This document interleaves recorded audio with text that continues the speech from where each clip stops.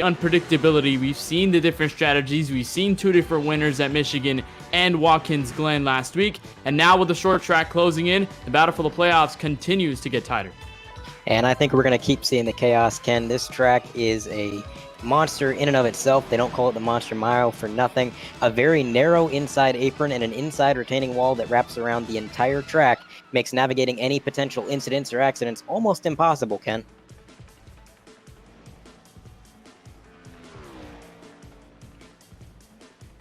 And so much to look at here and where those drivers stand. And here is what the playoff picture looks like. We've got Bryson Ixenbaugh at the top of the charts. Cameron Stone following second. Again, his win at Watkins Glen pushes him into 3 wins. Eric Wineland, apologize, got something hanging in the background there. Eric Wineland will be third in the playoff picture. Cameron Caldwell fourth. Those are 2 drivers that need at least 1 or 2 starts to continue to remain eligible in this fight. Kevin Steele, just keep going, Andre. Apologize. So Kevin Steele in P5, Preston McRae P6 in that 53 machine, Christopher Haman in P7, Jonathan Dulaney on the cutoff bubble in P8, and right behind him it's Danny Myatt carrying a lot of momentum from a solid finish at Watkins Glen last night. But he's not the only one carrying some momentum. Up there in P2, Cameron Stone in that 57 machine is coming off of a weekend sweep at Watkins Glen. Absolutely drove the wheels off that car last week, and now on the pole this week at Dover. He is out to make a statement trying to close the large gap between him and Bryson Ixenbaugh, who might have a little bit of friction between them this week. Last night in the Truck Series race, a little bit of contact between those two actually ended up deciding the finishing order of the race. So it's definitely going to be something to see tonight. These short tracks always put on a fantastic show, as do the drivers in this league, and I just can't wait to see it. It's going to be a very interesting night here at Dover, and you mentioned the crazy track that this really is. Dover, a very interesting venue here, especially as we wane down to the playoffs at Darlington in 2 weeks' time. An abrasive short track we have at hand tonight, with almost pretty much no margin for error, as we've seen and as we saw in May earlier in this season. And Andre, is there really anything you really want to watch for that could potentially sense trouble for this field and that'll challenge these drivers going into this race? I think lap traffic is going to be one of the biggest issues they face. We already mentioned how narrow the track is, but it's also sort of one line. You can run up high, and you can maintain your speed a little bit up there, but it's not the preferred line by any means. So when they get up on this lap traffic and they're closing in really quickly, you see it in real life a lot as well. It's kind of up to the lap cars to make sure that they get out of the way of the leaders, but sometimes it's not always super easy, especially if you're engaged in a race with somebody else for position. The leader coming up behind you isn't really what's your primary concern. So lap traffic's going to be a big thing, and another big thing that's going to decide this race is the bumps going into and coming out of the corners. Dover has these massive concrete mounds, it feels like, going into the corners and coming out that totally shift the weight of the car, and if you're steering while you're over top of these bumps, it'll get that car sideways and it'll be really difficult to save. So what a lot of these drivers will start to do is they'll turn in before they reach the corner or slightly after that bump, but never when they're on it. And that completely changes the way you got to drive this track, Ken. Yeah, you see the noticeable bumps on this racetrack, especially as you enter turn number 3 and the dips that you have going into turn number 1 and going into turn number 3. Then you have to climb all the way back up the hill in the banking. 24 degrees of banking we'll have in the turns tonight. As you look at the suspension from one of the cars, it really takes a toll on how the car really handles, and you have 9 degrees down the front straightaways. Lots of things to consider and at least to worry about, at least trying to keep your car on the right track, prevent it from hitting the wall or even going somewhere else, colliding with a couple of the other drivers. Some things to know as we get a warm-up pretty much underway and almost finished as they take down Cameron Stone, one of the notable drivers that is coming into tonight's race. 3 wins after his win at Watkins Glen last week, Andre, at the road course. And going into the ovals, you mentioned his altercation with Ixenbaugh in the Truck Series yesterday at Gateway, translating into tonight, but he's also looking for a second consecutive Galaxy Series sweep. He got one last week at Watkins Glen. He won the Truck Series and the Cup Series event. Now he's coming into Dover with a head of steam right off that altercation and trying to go for another sweep after winning the Truck Series at Gateway last night. And, you know, Cameron Stone, he's a hard-charging driver. If anybody could make 2 sweeps in a row happen, it would definitely be him. As he's starting from the pole, I think he's got a great shot at it. But, man, it's not going to be easy. He's got so much pressure from behind. Kenneth, how about we take a look through our qualifying order as we grid up on pit road? And speaking of Cameron Stone, he is right there on the pole for tonight's action at Dover International Speedway at 21.290. Puts him on the pole. He'll start right alongside Joey P. King in second. Bryson Hicksonbaugh right behind Cameron Stone in row 2, starting P3. And outside of him, it's going to be Rich Petrucco in P4 with a 21.353. And then going back to row number 3 will be two drivers that are making their first starts in the Galaxy Cup Series. They're looking for at least a good first impression to the rest of this field. That'll be Cecil Green in the 49 and Tanner Love in the 21, going to occupy row number 3. Behind them, it's Victor Williams in that 07 machine and Kevin Consistency Incarnate Steele in that 44 machine with a qualifying time of 21.492. And then behind them, row number 5 is Preston McRae in the 53, sporting a Jimmy Johnson tribute, which we'll see a lot throughout this field. And rounding out row number 5, right to his outside, the 31 of Eric Wineland, so close to Watkins Glen, going to try to get closer tonight. Behind them, it's Joseph Lester and Dave Fugue Jr. Now, Dave Fugue had some connection issues 2 weeks prior, and I believe he missed Watkins Glen, so maybe that's a little bit of extra motivation for him to do well tonight. And then row number 7 will be the 7 of Wayne Grassy and the 45 of Jonathan Alardo. And behind them, it's Danny Myatt, Ryan Samuelson, and the row behind them is going to be Brian Mabry, Randy Drumhiller, and behind them, rounding out your top 20, it's going to be Jack Durham and Cam Caldwell. Brandon Gillett, Damaris Hickenbottom, Cody Bird, Jonathan Delaney, Jason Taylor, Daniel Field to round out the rest of this 27-car field that qualified for tonight's action here at Dover. Got a lot of drivers, 26, as the field will come off of turn number 4. The pace car will dip down, and just as quickly as they went off the pace laps, will get the green flag. Cameron Stone and Joey King going to lead them. The 2 Ford Mustangs were green at the Monster Mile. And they're going to sail it into turn 1 door to door. Notice a little bit of tire spin on that outside row. That proved to be a little detrimental for them, as Cameron Stone now with a commanding 2-car length lead before they've even reached the backstretch. And you'll see how much these drivers have to really watch for each other. You know, you don't really have much lanes to consider, at least to occupy or do so much here at Dover. You have to use that bottom as much as you can, but with the open setups, maybe we'll have drivers scooting up a couple lanes up and possibly making it work. You see the battles now between Wayne Grassy, the 53 of Preston McRae. They're starting to head out single file, Andre, and if you're really looking for a battle, you kind of have to pick and choose, because it can get very tough, especially if one gets understeer very quickly. Absolutely. You kind of have to be patient at this track. You mentioned it's very one line. You can't really go from lane to lane, at least not easily. And so this early on, it's a long race, 400 laps here at Dover. There's just really no reason to be pushing the car this early on. So we're going to see some single file for a while, but when it comes down to it, that's when it's going to get exciting again. And we're going to see a long race all the way to the end of stage number 1. Again, stage number 1 concludes at lap number 75, so we'll have this run all the way until then, unless we have a green flag from here on, or at least a caution flag from here on out. As you see, Bryson Hicksonbaugh easily gets around Joey King, so move that 63 Chevrolet Camaro into second place. And Bryson Hicksonbaugh, one of the more interesting stories, especially coming out of Watkins Glen. He had at least a kind of a trooping effort, I would say, just soldiering through that entire race. He suffered some damage along the way. He had a little bit of contact, and he was battling up front before then. And then as soon as he did that, he fell through the field, came all the way back, finished in the top 5 in a momentous effort for that 63. And already with the altercation, with Cameron Stone, he's going to try to get up to him and try to battle, at least prove himself a little bit more, as we've got a battle between a 3-car train right now, starting with the 49 of Green, and they're going to work through the 21 of Love. Again, these drivers are the 2 that are starting in this race. They are some of the newcomers, at least in the Galaxy Cup Series, working well together. They're side by side behind with Eric Wineland to the bottom. Yeah, you mentioned these guys are new to the league, but I should mention they are not new to iRacing. Names like Tanner Love are known throughout the community. This is a driver who does it right, and every time he straps in that car, it is just pure focus from this guy. I've heard nothing but the drivers talking him up and speaking to his ability. So look for him to work his way through the field tonight. And you're looking at a lot of experience through this field, and you mentioned with Tanner Love, we have obviously the drivers like Bryson Hicksonbaugh, Cameron Stone. We have so many in this field that are notable mentioning. There's Danny Myatt in the 20, one of the playoff drivers battling with the 9-car of Lester, Joseph Lester. So they're going to be working together, at least now single file for the most part. It's really kind of capable to conserve as much as you can. Try not to push your issue too much. I remember broadcasting a couple races here at Dover, and there were a multitude of issues at least.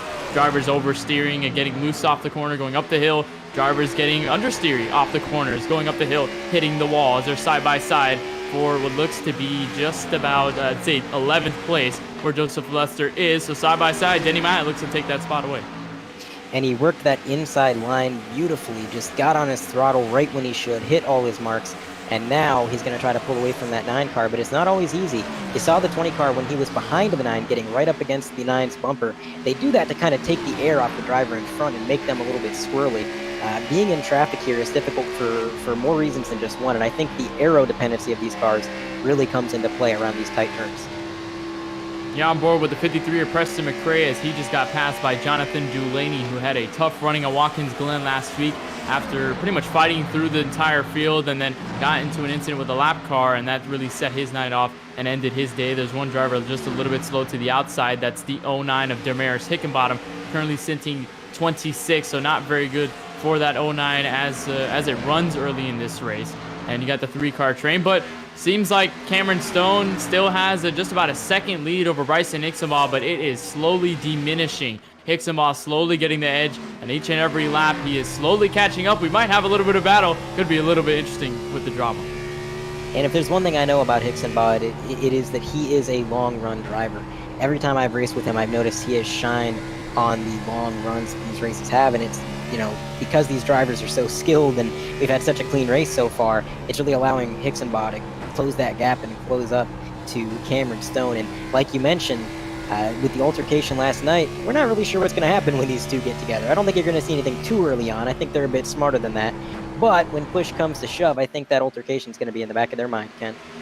And you saw the inside of that 63 in the gyro cam and seeing what's going on in the cockpit as you're going around this racetrack, and you can just get a more in-depth look at how rough this track is and how much the bumps really affect the cockpit and how the drivers at least use their steering inputs, you know, trying to manage their way around the track, maybe get around the bumps, try to look, as we've got, looks like a battle here between the 07 Williams and the 27 of Rich Petrucco. He's going to get around him easily in that 07 Toyota Camry. So more spots to be gained for some of these drivers at least.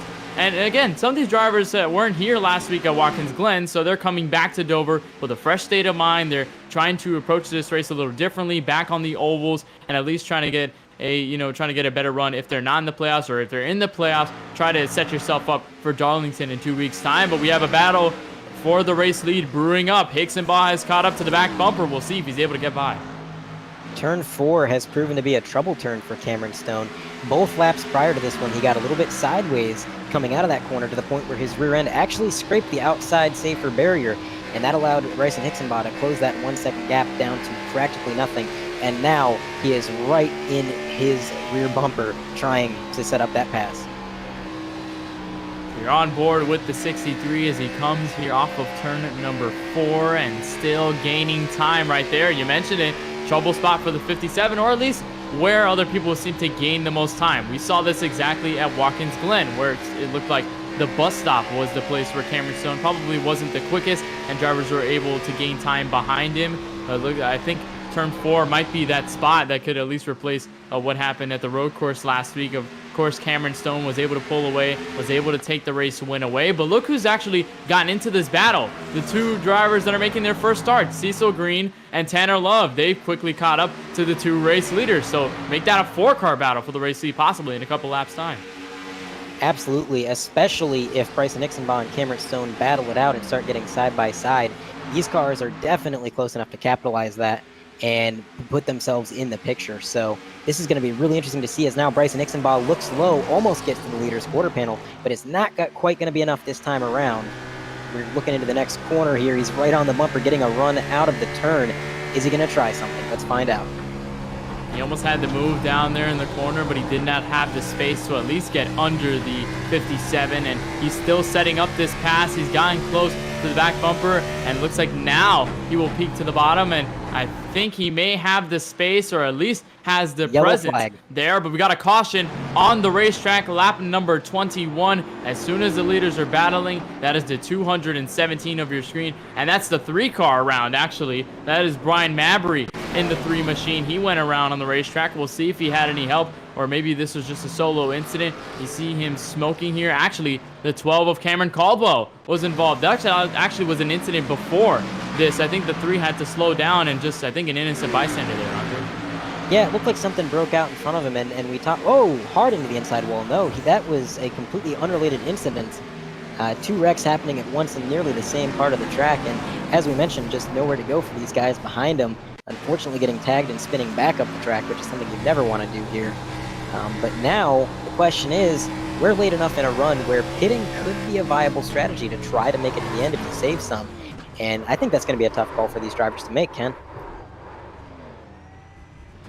Yeah, it'll be difficult to make, as you saw the onboard cam with Cameron Caldwell. He was slowing down for the incident and of the 3 car, Brian Mabry. And you see now the rest of the field will go down pit road behind Cameron Stone. So they'll all decide to get tires and fuel for the rest of this run that'll last possibly until lap 75, unless we have a yellow from there on out. There's Brian Mabry on pit road getting his damage fixed after the incident we just saw. So everyone down pit road. We'll see who gets out first this time.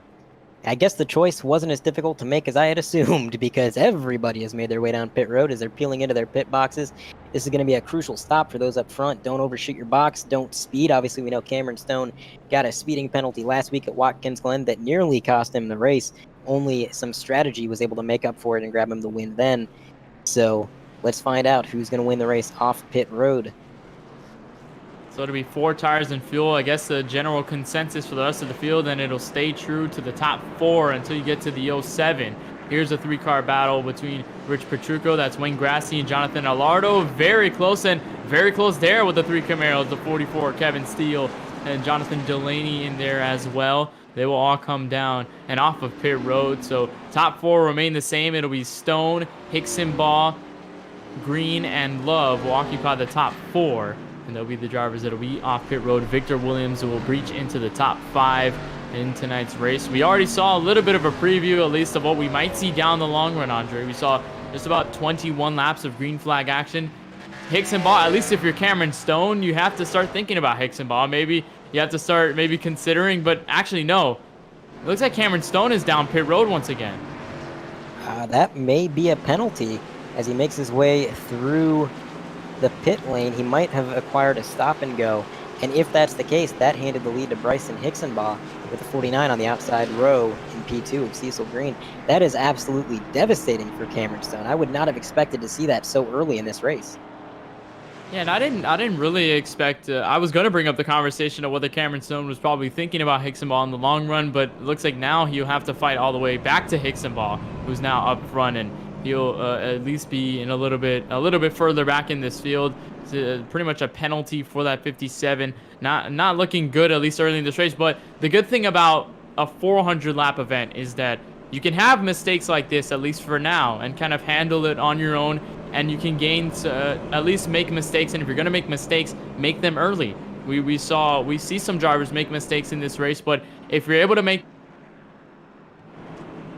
them early, if you're able to gain back on them, as now the 57's off pit road, if you're able to do it early, if you're able to get handled of them early, and you're able to get it out of the way, you won't really have to deal with any problems that will arise later in this race. So at least for the 57, the better outlook is at least this is early, at least this didn't happen in the last stage of the race.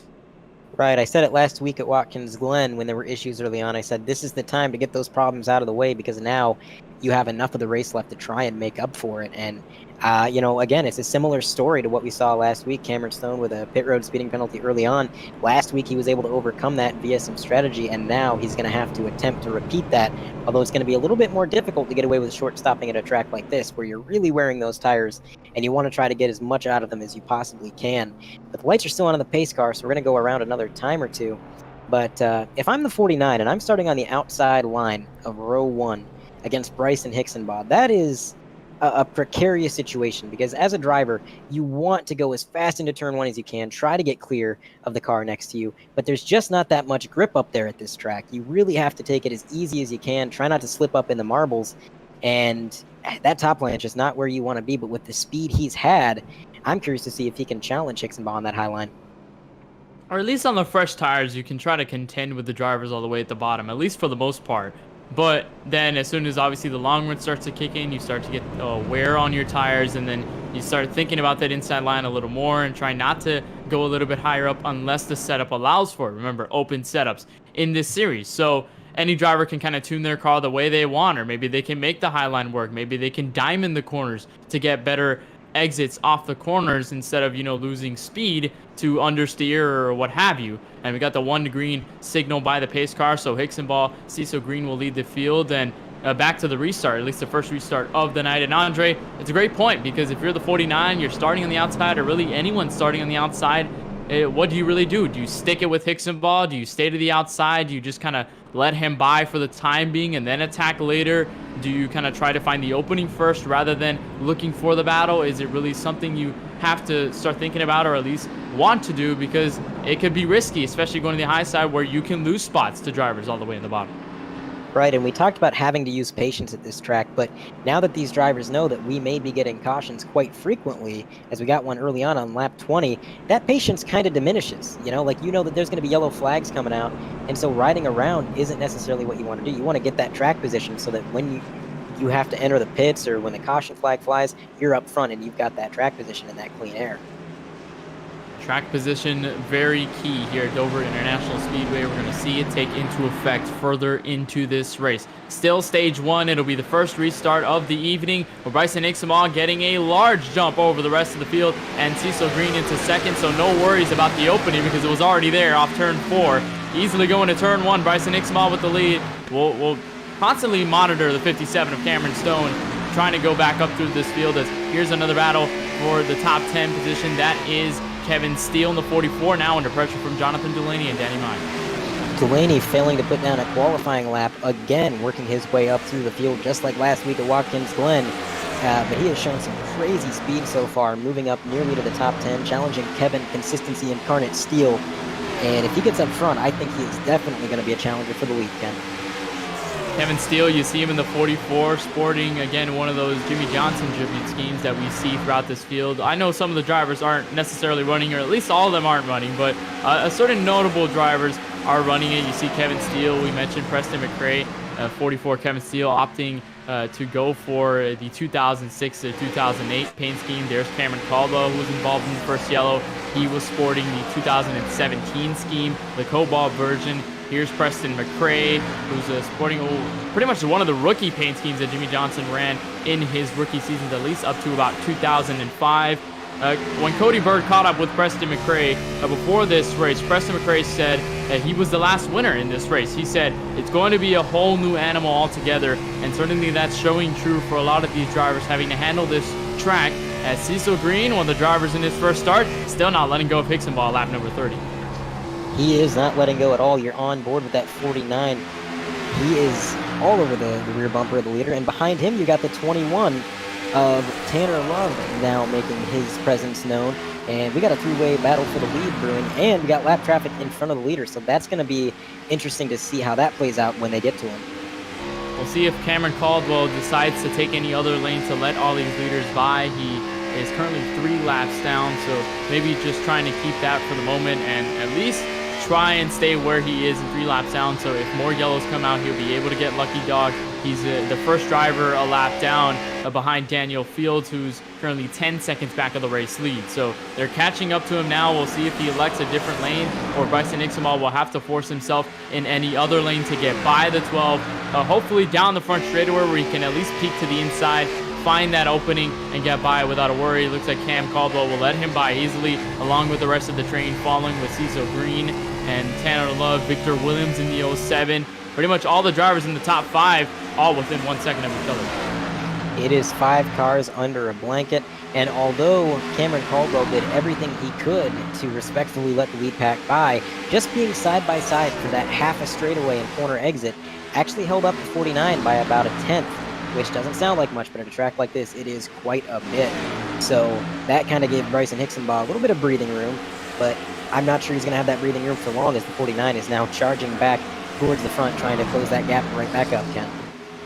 There's Joseph Lester right behind the 31 of Eric Wineland, and Eric Wineland, another notable driver we talked about a good chunk of last week at Watkins Glen, where he was battling for the race lead with Cam and Stone, got into contact, and then went down pit road to get damage fixed. He was pretty much left in a big hole that he was not able to recover from at the end of that race last week. He felt like he could have had more, at least in terms of the race win, or at least the top 5, and that really did not help him whatsoever. There's Cameron Stone getting by another Jimmy Johnson tribute paint scheme. That's a 2014, a white and blue Lowe's Camaro. Well, at least obviously with a different sponsor, but using the tribute. And also Jonathan Delaney. We have a couple drivers in this group, at least, that we're looking at that had notable showouts and promising showouts at Watkins Glen, but just weren't able to get it done. Delaney being on the shorthand, the short end of the stick in two weeks in a row. Michigan, close up front, got involved in a crash. Went to Watkins Glen, carved through the entire field, tried to make a run for at least the top 5 in the race lead, then got caught in a crash once again that sent him out of the race. So lots of things to at least talk about with those drivers. They're trying to get redemption on their end, try to look for a better night. But we've got a battle for the race lead. The 49 of Cecil Green to the inside of Bryson Ixabal take over the race lead now off turn 4. And he's going to clear that 63 car quite handily, putting about a car length between him and second place. It seems like he just did a better job conserving his tires. He was able to really stick to that bottom and just drive it in a little bit deeper, and that's all it took to take that lead away from the 63. So he'll fall back to 4th behind Victor Williams, and as soon as I mentioned it, when you go to the outside, you're very much at risk of other drivers on the inside taking position away, and as soon as the top 5 was within 1 second, Bryson Ixabal already fell to 4th, so that leaves the 2 drivers in their first starts, 1 and 2. How about that, Andre? You go in your first start in this league, you try to make a good first impression. I think they're doing a good job of it right now. Yeah, talking about coming in with a bang, 1 and 2 in their first appearances in the league. I can't say I'm surprised. You know, Tanner Love, Cecil Green, these are names that I've heard before, and I think there's a reason for that. These guys have shown incredible speed here tonight, incredible consistency, and they've shown to race smart. I mean, I feel like the 49 could have made that move on the 63 a little bit sooner than he did, but he was waiting for that opportunity to present itself, waiting for Hixenbach to just overdrive that little bit, and once he did, he pounced on that opportunity, and now that patience has earned him the race lead. You said patience, so key here at Dover. You have to, or pretty much anywhere, really any other track, where you have to stay patient, or else if you try to rush yourself, you're at risk of damage or incidents, or like I said at the top of the broadcast, a margin of error, which you really can't cross, because if you cross it here at Dover, you're pretty much in a kind of a sentence, kind of a crash sentence, I would say, and in terms of getting damage, hitting the wall, being involved in a crash, and certainly ending your night, and you have to kind of pack things up, go to Daytona next week, try to find something different, or at least get a better run. There's Bryson Ixabal, who's now fallen to 4th. They've put a gap between this 4-car pack and 5th place Jonathan Elardo in the 45, and they've put themselves on a gap, and then you have to look at least 3 seconds between Ixabal and the 7 of Wayne Grassley falling into 6th, and the rest of this top 10 easily spreading out. But to be honest, this top 4 not really, letting go. They're not really separating themselves. I think they're all trying to be patient in line, trying to get past each other, as there's Delaney and Wineland that battle. Eric Wineland, frustrated with the performance last week at Watkins Glen, definitely coming this weekend with a vengeance.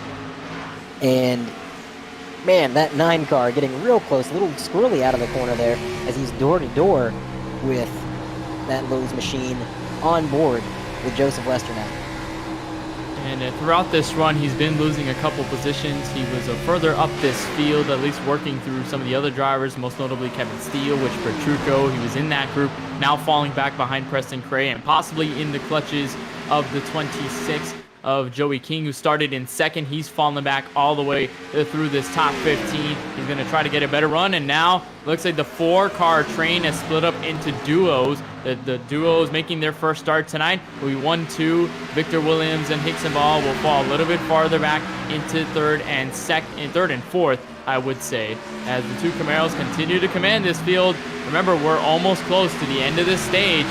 We just passed, say, 30 laps from here on out to the stage end at lap number 75. So, Andre, if you're looking at a stage 1 finish, are you really looking at that bigger picture right now? Or right now, if you're the 21, or you're looking for a move, or you're looking for a pass to lead some laps? If I'm the 21, I think I'm going to be patient for a few more laps.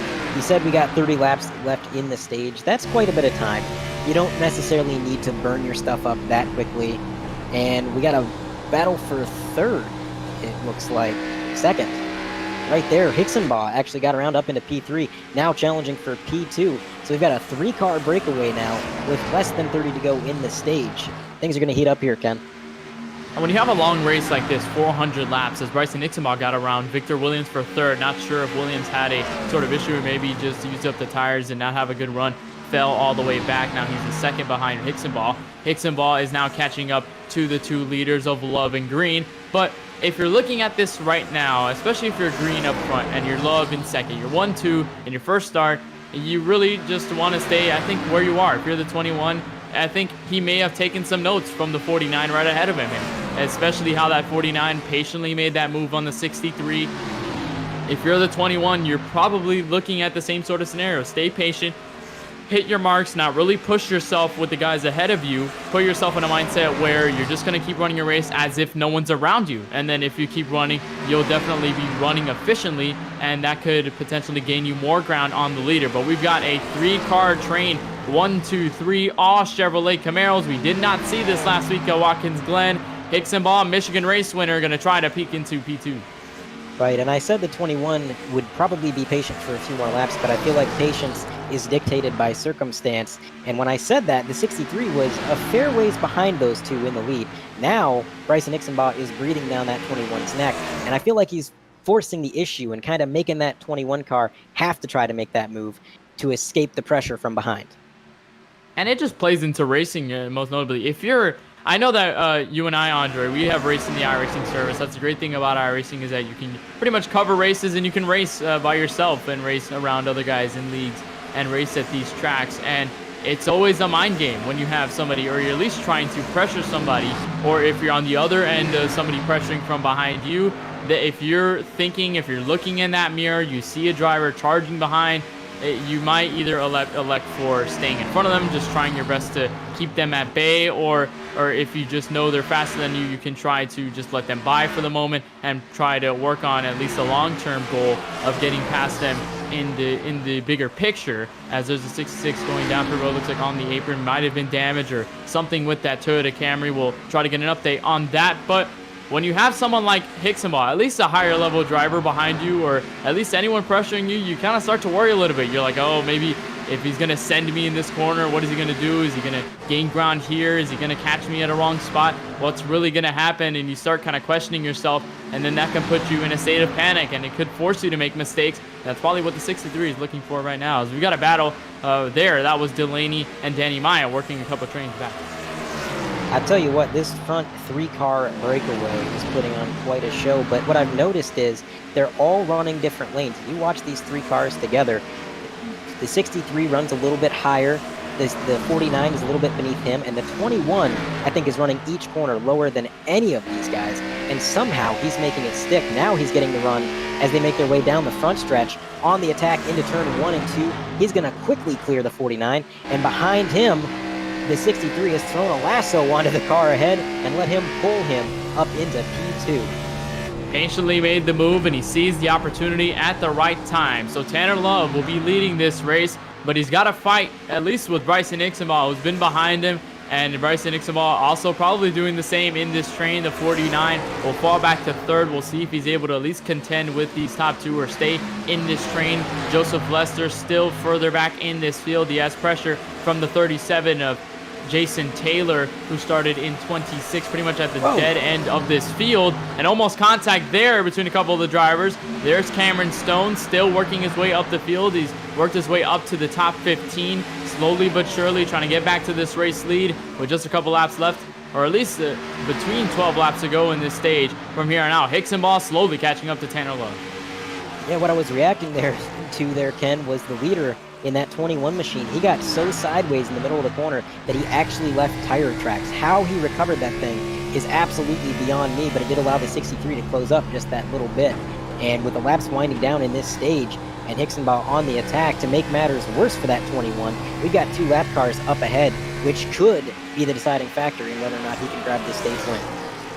And as this run continues to progress, we'll see more lap cars take into the place and be in this picture. That's Jack Durham, the first car ahead of the race leader. Also, I believe the 55 of Gullit. I think he is also in that picture as well. They are the two drivers that have yet to be put a lap down. Jack Durham will fall, and he will actually let these leaders by, so no contention there for the 217. The 55 electing to do the same. He'll give the outside, just very close. It is tough. Off corner exit. It is just so tough going up that hill. You try to make the space as much as you can, but you can really, push your car to the limit, and it could signal disaster going up into that wall or even going up to a car ahead of you. But 13 laps left to go in this stage. Good gap between Love and Hicksaball, maybe getting a breath of fresh air. Yeah, some breathing room is never something that the drivers will complain about having. But you mentioned you try to give the drivers all the room you can coming out of the corner, but with these cars and how much they want to shoot to that high side when they hit that bump coming out of the turn, it's not that the lap cars are doing anything wrong. It's just that it is so hard at this track to race side by side with anybody, let alone a car that might not quite be on pace. So it is almost like a game of dodging traffic if you ever played the old pole position games. That's what Dover reminds me of a little bit.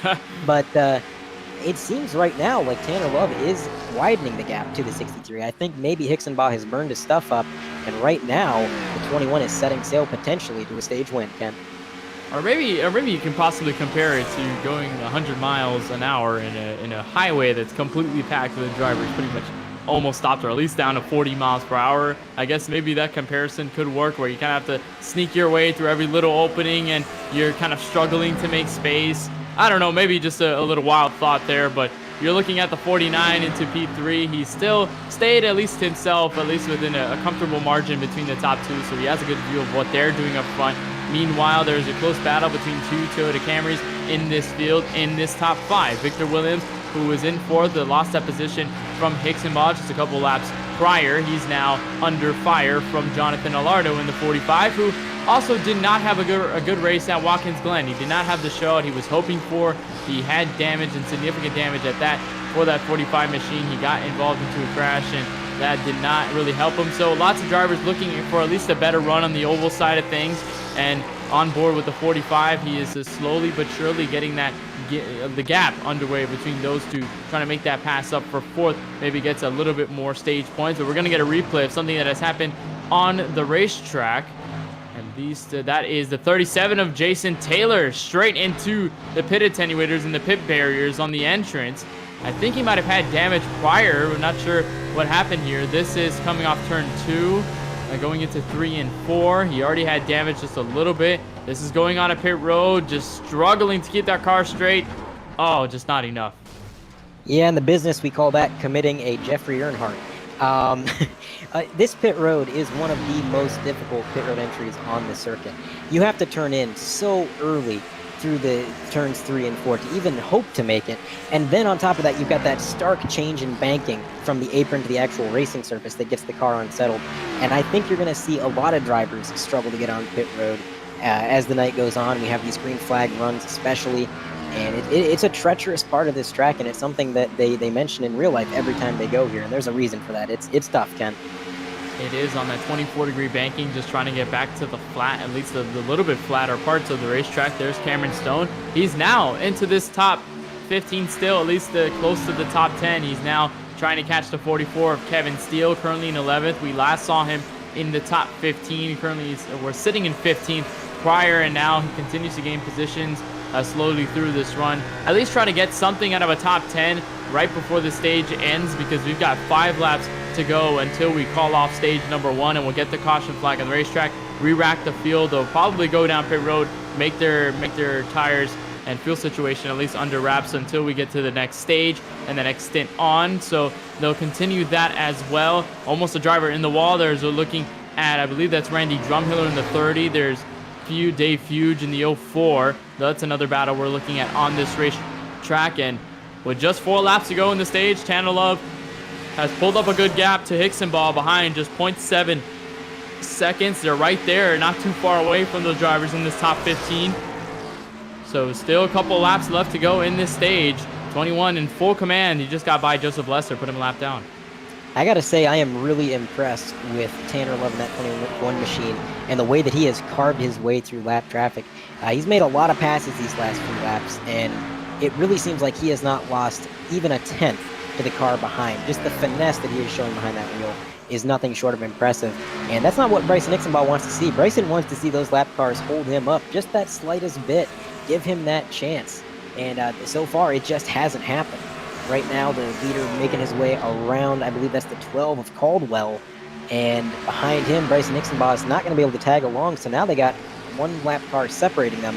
And that's even worse for Nixonbaugh's case. Right now, the 21 continuing to drive away into the sunset for stage 1. Tanner Love off turn 4. He'll take the white flag into stage number 1. It'll be at the end of lap 75 where we'll call the stage official. And we'll take the yellow flag and re-rack this entire field. Tanner Love in his first race in this series already showing out with the 49 of Cecil Green. They've done a great job of setting the tone on this field. Nixonbaugh will not be enough for the stage win. Tanner Love in his first start in this series will take a stage win, get a playoff point, or at least points to his name, setting the tone early. Caution flag will come out at the end of this lap as soon as everyone starts to circle around. What a drive for that 21 very early on.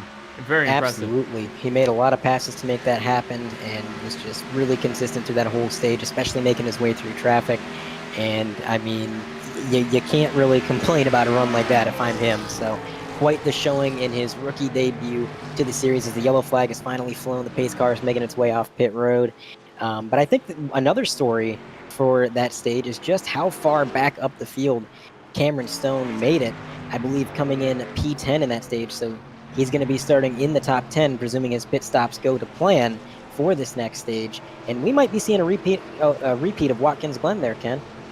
Yeah, he's got 1 point to his name on that end of the stage. So at least 1 is better than nothing. He was able to carve through the field after that penalty on pit road the last time by, assuming that he gets a better run off pit road this time and does not suffer a penalty on his end, as now the leaders will dip down pit road starting with that 21. The top 3 will head down to the pit lane along with what looks to be the rest of the field if they'll follow suit. And there they are. There's the 07 of Victor Williams further back, and they are all down pit road, including the 45 of Alardo as well. Wineland, Wayne Grassy in the 7. There is Victor Williams, and there's the rest of the field. We'll see if anyone gets any penalties or any struggles from here on out. There's Cameron Stone, Danny Myatt. The driver's going down on pit road. We'll see who exits first. If I'm Cameron Stone and the speed limit's 55, I'm going 50 right now. It's going to be a 4-tire stop for all of these guys. There's no reason to take any less. And the 21 car, Tanner Love, is going to maintain his lead. He's going to come off pit lane first, and Bryson Nixonbaugh right behind him. So not much of a shuffle in the order. No word on any penalties so far. So hopefully all of these guys have everything under control. And now the cars that were lapped down are going to come down pit road, get their car serviced, and one of these guys is going to get their wave around. And one of these guys is going to get their interview, and that's your stage 1 winner, Tanner Love. So we'll bring him in. First start of this series, already making a name for himself. We'll bring him in to the booth, see exactly what his thoughts are after stage number 1. And Tanner, welcome to the 3Y TV booth. You got a copy with us first of all? Yes, sir. How's it going? All right, Tanner, I'm good. How are you? I hope you're doing good. I know that stage win probably feels good for you in your first start. I know you are, along with a couple of the drivers, Cecil Green also in this field that finished 3rd in the stage. Just tell us, first of all, how that stage went and how that first impression went on the rest of the field. It was a great first stage. Just kind of wanted to play it safe. Just wanted to I didn't want to ruff any feathers around with the new guys and everybody. So, but it was good. I was happy with how it went. Hopefully we can get some good long distance runs here and see what we got for the rest of the race. And certainly a great stage for you. And you said not to rough up any feathers, or at least with some of the other drivers. I saw your battle there with Nixonbaugh, and as soon as you got by the 49 of Green, you had him on your back bumper. You were able to hold him at bay. Is there anything you're kind of looking at least with that 63 car in your mirror going into the stage, in the next stage? Yeah, I know he's got a good long run car there. I mean, within a second of each other to that whole entire run. So it's gonna be. I think we're gonna have a great battle going forward, and I'm excited to see how it plays out. All right, Tanner, well, we wish you luck through the rest of this race. So you've already done a great job in impressing the rest of the field and doing a great job up front. We hope you continue to lead laps, and we wish you luck the rest of the way, man. I appreciate it, guys. So we'll Tanner Love coming out of the booth, your stage 1 winner, as we still are under caution. The lights are still on the pace car. So, Andre, first stage underway. We had our little long green flag run at least. We saw the 21. We saw these two new drivers making a name for themselves early. We saw Bryson Ixenbaugh in this mix. We saw the separation. Any expectations going into stage 2? You think we might see some more chaos or at least some more cautions along the way? Well, I think that first caution early on might have put the fear in these guys, because once that yellow flag flew, these guys tended to be a little bit more patient. We had that long green flag run to the end, like you said. But as for expectations in stage 2, look at Jonathan Delaney up in P5. He has been carving his way through the field. He's had speed just about every race for the last 3 weeks, just never been able to bring it home. This could be his comeback week. This could be his redemption story. And it could be. We mentioned his finish at Watkins Glen, his crash there, his crash at Michigan, looking for the better run, and he's already done this before. And that's 6. Every weekend we're talking about him, at least on our 3Y TV stint. We've talked about Jonathan Delaney. We've talked about how quick his car has been week in, week out, and how good it rolls off. I guess the sim truck, as you would say, here at Dover and through the rest of these races. He's been quick, no doubt about it. It's just always been a matter of getting himself in the right places and not being into trouble. I mean, some of the incidents weren't really his doing. There were just kind of sort of wrong situations at the wrong times, and he's been involved in it, much like that situation with Sean Taylor last week. It really just wasn't any just blame. It was just trying to get by and just wrong place, wrong time. Just did not work out for that 6.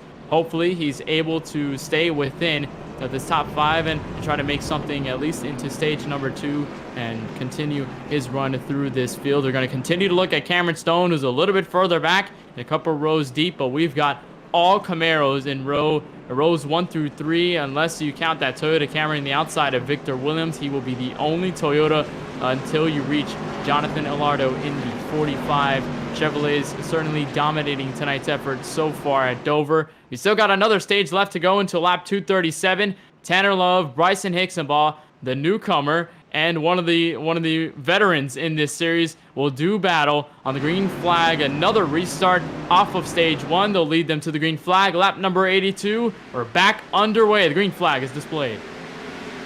Just like Bryson Ixenbaugh, the restart before, the 21 has got a massive jump, putting almost 3 car lengths to second place. Ixenbaugh obviously on that high line, having no choice but to concede and fall back into P3 as they single file it out. Now a fairly large gap between 1, 2, and 3, but I expect to see that gap close up really shortly, Ken. And Cecil Green got around Ixenbaugh on that restart. The 21 did not have to worry. He jumped ahead of the rest of this field, like you mentioned with Ixenbaugh on that last restart, so he was able to clear himself through, and everyone will go single file following back. So Cecil Green will gain 1 spot off of that. Ixenbaugh falls to 3rd. Victor Williams will fall to 4th, and Delaney will remain in this top 5. And I think there's only one thing to know as we got a battle there. There's Cameron Stone to the inside of Jonathan Delaney. He is now back up through this field. He got within the top 10 into stage 1. Now looking for more. He got around 2 cars there, and Danny Myatt and Delaney. So Cameron Stone, I think someone to watch for as these leaders continue to run through this race. Definitely somebody to watch for. Side note, it looks like Aaron Wineland has dropped out of the race manually, so I'm not sure what happened there. Maybe he had some damage. Maybe the car just wasn't right for him. But I do believe he is out of the show for now. Now we got Wayne Grassi trying to make a move on Jonathan Alardo. There he goes to the inside, nearly scraping that apron. Contact between the 7 and the 45. The 45 hard into the outside wall. That is a lot of damage, and the cars behind him scatter to try and make it by.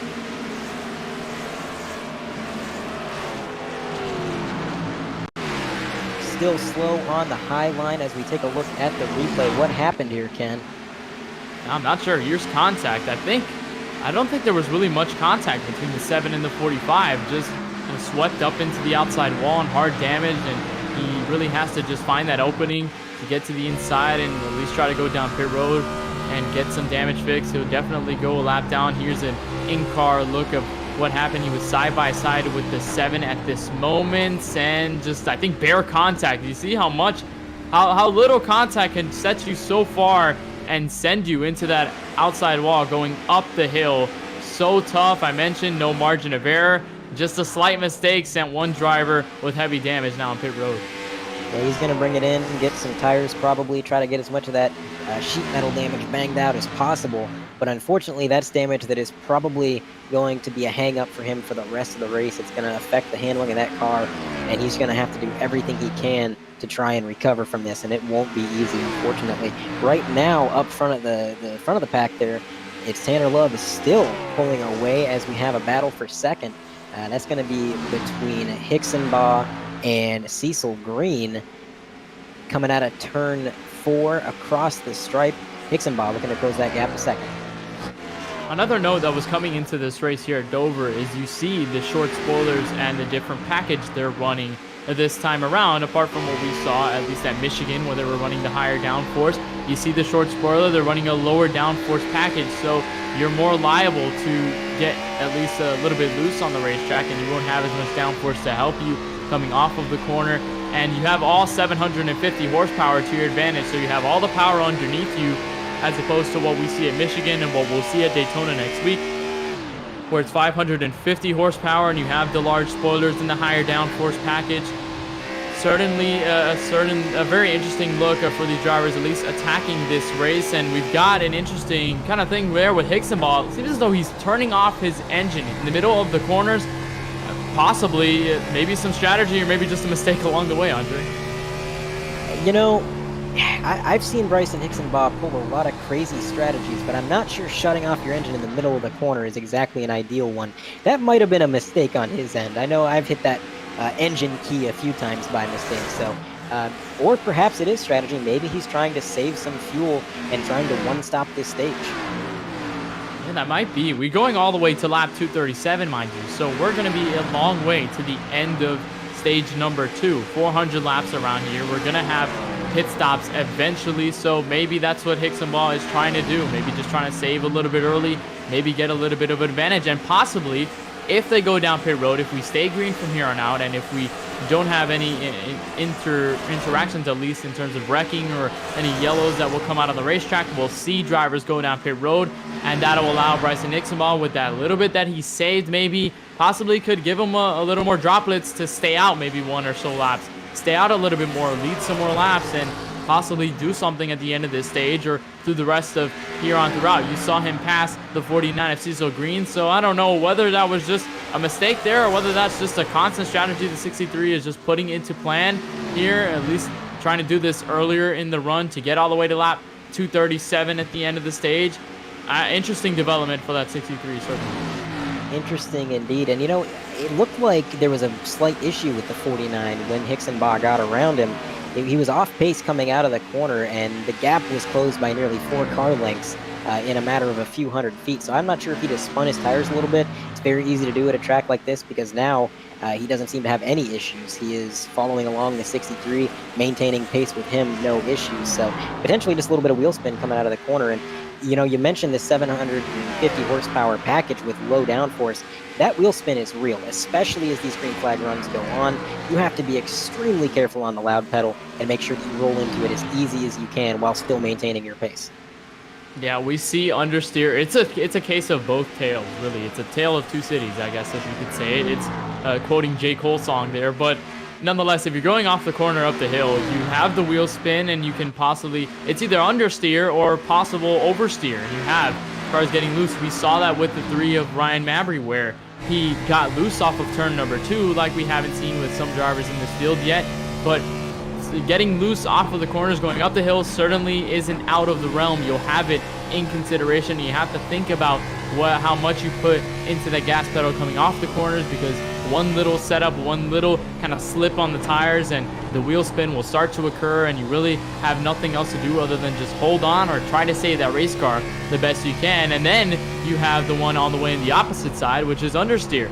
You're putting too much throttle, your setup maybe isn't allowing for maybe the oversteer, maybe the car isn't set up that way, and maybe if the tires start to wear down, you see drivers start to wash up the racetrack, putting throttle in, trying to get as much as they can. They're steering their car to the max, and then next thing you know, they could go up the hill and have enough momentum to send them into the outside wall, like we have already seen a couple times. And we saw that with Alardo, not by himself, at least he had someone to his side, but certainly a catalyst, at least in helping that situation in the setup. So we're seeing both tales happening true as Hixenbaugh continues to keep the 49 at guard, at least behind him in third. Victor Williams will be in fourth. He's fallen back a little bit. Tanner Love has pretty much opened this lead up, I think, for the most part.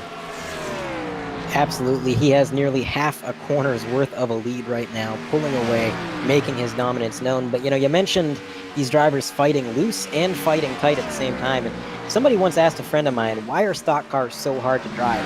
The only way that he could respond was to say, well, because they handle like a greased brick on ice. And I think that's about the best way to put how these cars handle when you have this 750 horsepower package. You're never really sure what they're going to do. They can get loose, they can get tight, oversteer, understeer, sideways. You never really know, and it's so hard to finesse these cars around the corner. And as the tires wear, that only changes how the car handles lap by lap. I mean, every single lap, the car is going to feel a little bit different as the race goes on. And it is something absolutely tough to deal with. Another thing that's going to be tough to deal with pretty soon is Cameron Stone back there in fifth. He has reached the top 5, and he is closing in on Williams in that 07 machine.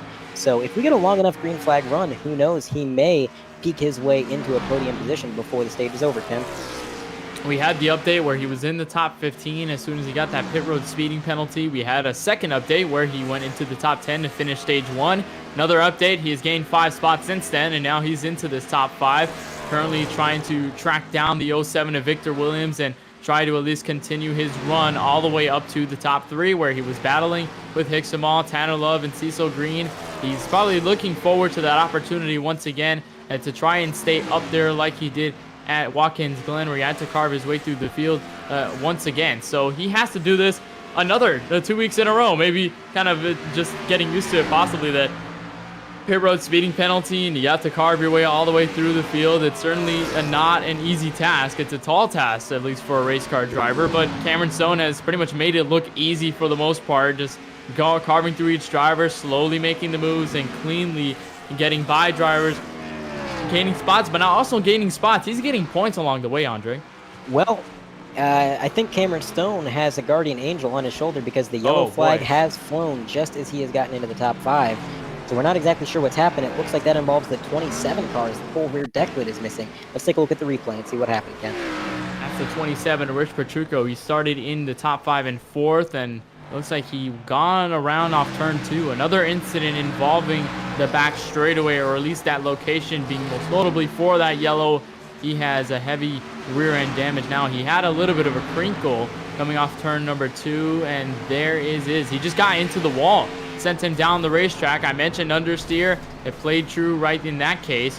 He got into the outside wall, then just tried to keep it off the wall, trying to steer left, and it really sent his car all the way down to the inside wall. And a caution on lap 107 puts us under the yellow flag for the second time, with the exception of the stage. Caution at lap 75. There's an in-car look at the crash, very, very hard into those safer barriers. And I know you don't feel it in the sim, but it still hurts knowing that your kind of day could be set into stone right there, as the rest of the field and everybody on the lead lap will go down pit road to get fresh tires and fuel. Just a devastating break for Petrucco. There's not many tracks on the circuit where a single car spin can result in not only a damaged driver's side door, but also a damaged fuel cell. And unfortunately, this is one of those tracks where that can happen just due to how narrow it is. You can see you got heavy damage to both sides of that car, and it's going to be very difficult to try and fix that thing up to any fast state of driving. But the field is making their way down pit road. It's going to be probably a 4-tire stop. I can't imagine anybody taking 2, although that could be an interesting strategy call, as you would gain a lot of track position if you were to do so. And you saw Delaney quick off pit road, so he gains positions there. I think he had lost some on that last run. He'll be behind Cameron Stone. Cameron Stone will peek into this top 4, and the leaders will remain the same. So Cameron Stone back into this top 5. He wasn't able to get around the 07 on pit road. But the great thing for the 57 is he doesn't have that gap anymore between him and the drivers up front. He'll have a considerable margin to at least go within reaching distance and try to get positions along the way now that they'll be restarting 2 by 2 all the way down. So you said it was a kind of a guardian angel for the 57, and the yellow certainly helping him out more than it would have pretty much anyone else. I think Tanner Love might be the driver kind of a little bit frustrated knowing that he had the gap all the way to second place, and he was comfortable sitting in first and leading those laps. And now, unfortunately, he's going to have to re-rack and try to battle with the guys behind him. Absolutely. One man's lucky break is another man's tough break, and that holds true in racing because, as you said, Tanner Love had a huge gap. He was just cruising to another potential stage victory, and now all of that has been put in jeopardy as that gap no longer exists. He's going to have cars breathing down his neck. Not any cars, but some of the fastest cars in the field as Cameron Stone has made his way back up towards the front. Bryson Hixenbaugh going to be starting third right behind the leader. That inside line has been getting the better jumps all night long, and this is one of the first times since Hixenbaugh has lost the lead that he will be on that inside line. So this is definitely going to be a show to watch. And you know what? Behind Cameron Stone, look at that. There is Delaney. So a lot of pressure behind for the 21 car coming into this restart. Going to be interesting on how they work together. Cameron Stone, Delaney now within this top, at least the top 5, top 10, or at least quickly within striking distance of all the guys up front. Going to be an interesting battle. Just a reminder that if you want to continue to tune into the Galaxy Cup Series and their road to the playoffs, there's only one race left after this one. That's Daytona next week. That'll be at 8 p.m. Eastern right here on 3Y TV, live from the World Center of Racing, the Daytona International Speedway. That'll conclude the regular season as we already have the 16 drivers set for the playoffs. And then in 2 weeks' time, we'll head to Darlington and South Carolina to start battling for the first round of those playoffs and start to take more focus, or at least that'll be the focal point for this entire run all the way until we get the championship race further down. So if you want to continue tuning in, we'll have more coverage next week. I believe Friday next week, that'll be when Daytona will start, 8 p.m. Eastern here on 3Y TV. Andre and I and Carlos, of course, will be taking part in our run all the way down to the championship race. Always so exciting to cover this series, and already in our first 2 races, or at least our first 2.5 races, now that we're almost halfway through this race, certainly have been nothing short of exciting. Absolutely. And, you know, I don't know if you're as excited for Daytona as I am, but I cannot wait for that race. I love plate races, especially in iRacing where the cars are so equal. You get this massive pack racing. Everybody's so close, and it is just on edge the whole time, edge of your seat action. And then after that, you mentioned Darlington coming up. That's going to be something. That, you know, you think this track is narrow. Wait till we get there. But we're going to double them up, which I'm assuming means the lights are going to go off on the pace car. And it is going to probably, 1 lap until the action here at Dover. Interesting call by Tanner Love. He will elect the outside lane this time around. We were talking about Cecil Green taking the outside, or at least he was forced to be on the outside in P number 2, right alongside the race leader at the moment of Bryson Hixenbaugh. And now it's kind of reversed. Cecil Green will have the choice of the bottom lane now that Tanner Love has elected that high side. Kind of an unorthodox call, I would say. Well, I think I know the reason he did that, because behind him on that inside line, he has some of the fastest cars in the race compared to himself. And if he were to start on the inside and get that good jump, he would in turn be handing that jump start to the guys behind him and inadvertently giving them an advantage. Whereas now he's going to get the jump start on the outside because the leader still starts the race even from the outside. And that might be enough to hold up that inside line just a little bit. Well, we'll see. We've seen large jumps from the leaders on the past restarts. We'll see if it continues to be the trend tonight at Dover. Tanner Love and Cecil Green will lead the field back to the green flag. The 2 F5 Motorsports entries, the 2 Chevrolet Camaros will come off turn number 4.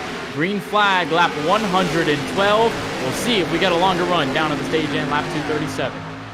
We've got them single file real quick going into turns 1 and 2. I think that's probably the safest way to play it. Cameron Stone didn't get the best restart on that inside. Seemed like he spun his tires a little bit and dropped back a few car lengths. Now he's going for the pass on Jonathan Delaney, and he's going to get clear of him coming out of the corner with a good run onto the straightaway. Now the chase is on to try and catch up to that lead pack, but it's going to be a tall order as Bryson Hixenbaugh, Tanner Love, Cecil Green, and Victor Williams are absolutely showing how dominant they are, sailing it into the corner as deep as they can, breathing down each other's necks, and trying to put as much distance between them and Cameron Stone as possible. And adding fuel to the fire for Cameron Stone. He had the sweep last weekend at Watkins Glen.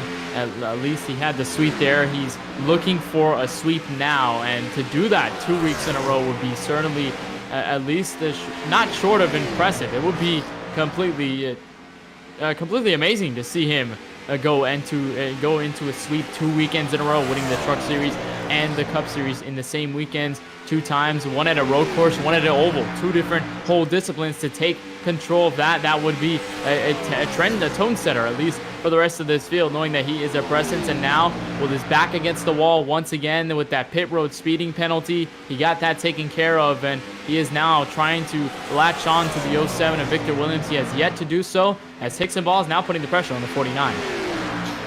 Putting the pressure on him is definitely the right way to put it, because he is right up against the bumper, trying to get the air off of him, maybe get him to move up the track a little bit so that he can get up into P2. I think he is thinking about the fact that if he's going to catch up to that 21, if he has any shot at all, he's got to be behind him and put himself as close as possible, as early as possible, because that 21's long run setup was absolutely immaculate. You saw the last long green flag run we got, the absolute massive gap that he was able to accrue over that time period.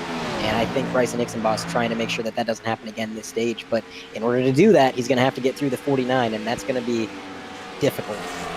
And he did it in the latter portion of that run. And then you mentioned the 21 setup is just so well off in the long run that by the time that he got around that 49, he really did not have enough time to gain ground on the race leader and to take it away. He wasn't able to gain. He was just maintaining where he was, and Love was able to gap the rest of this field and comfortably sail until that yellow came out.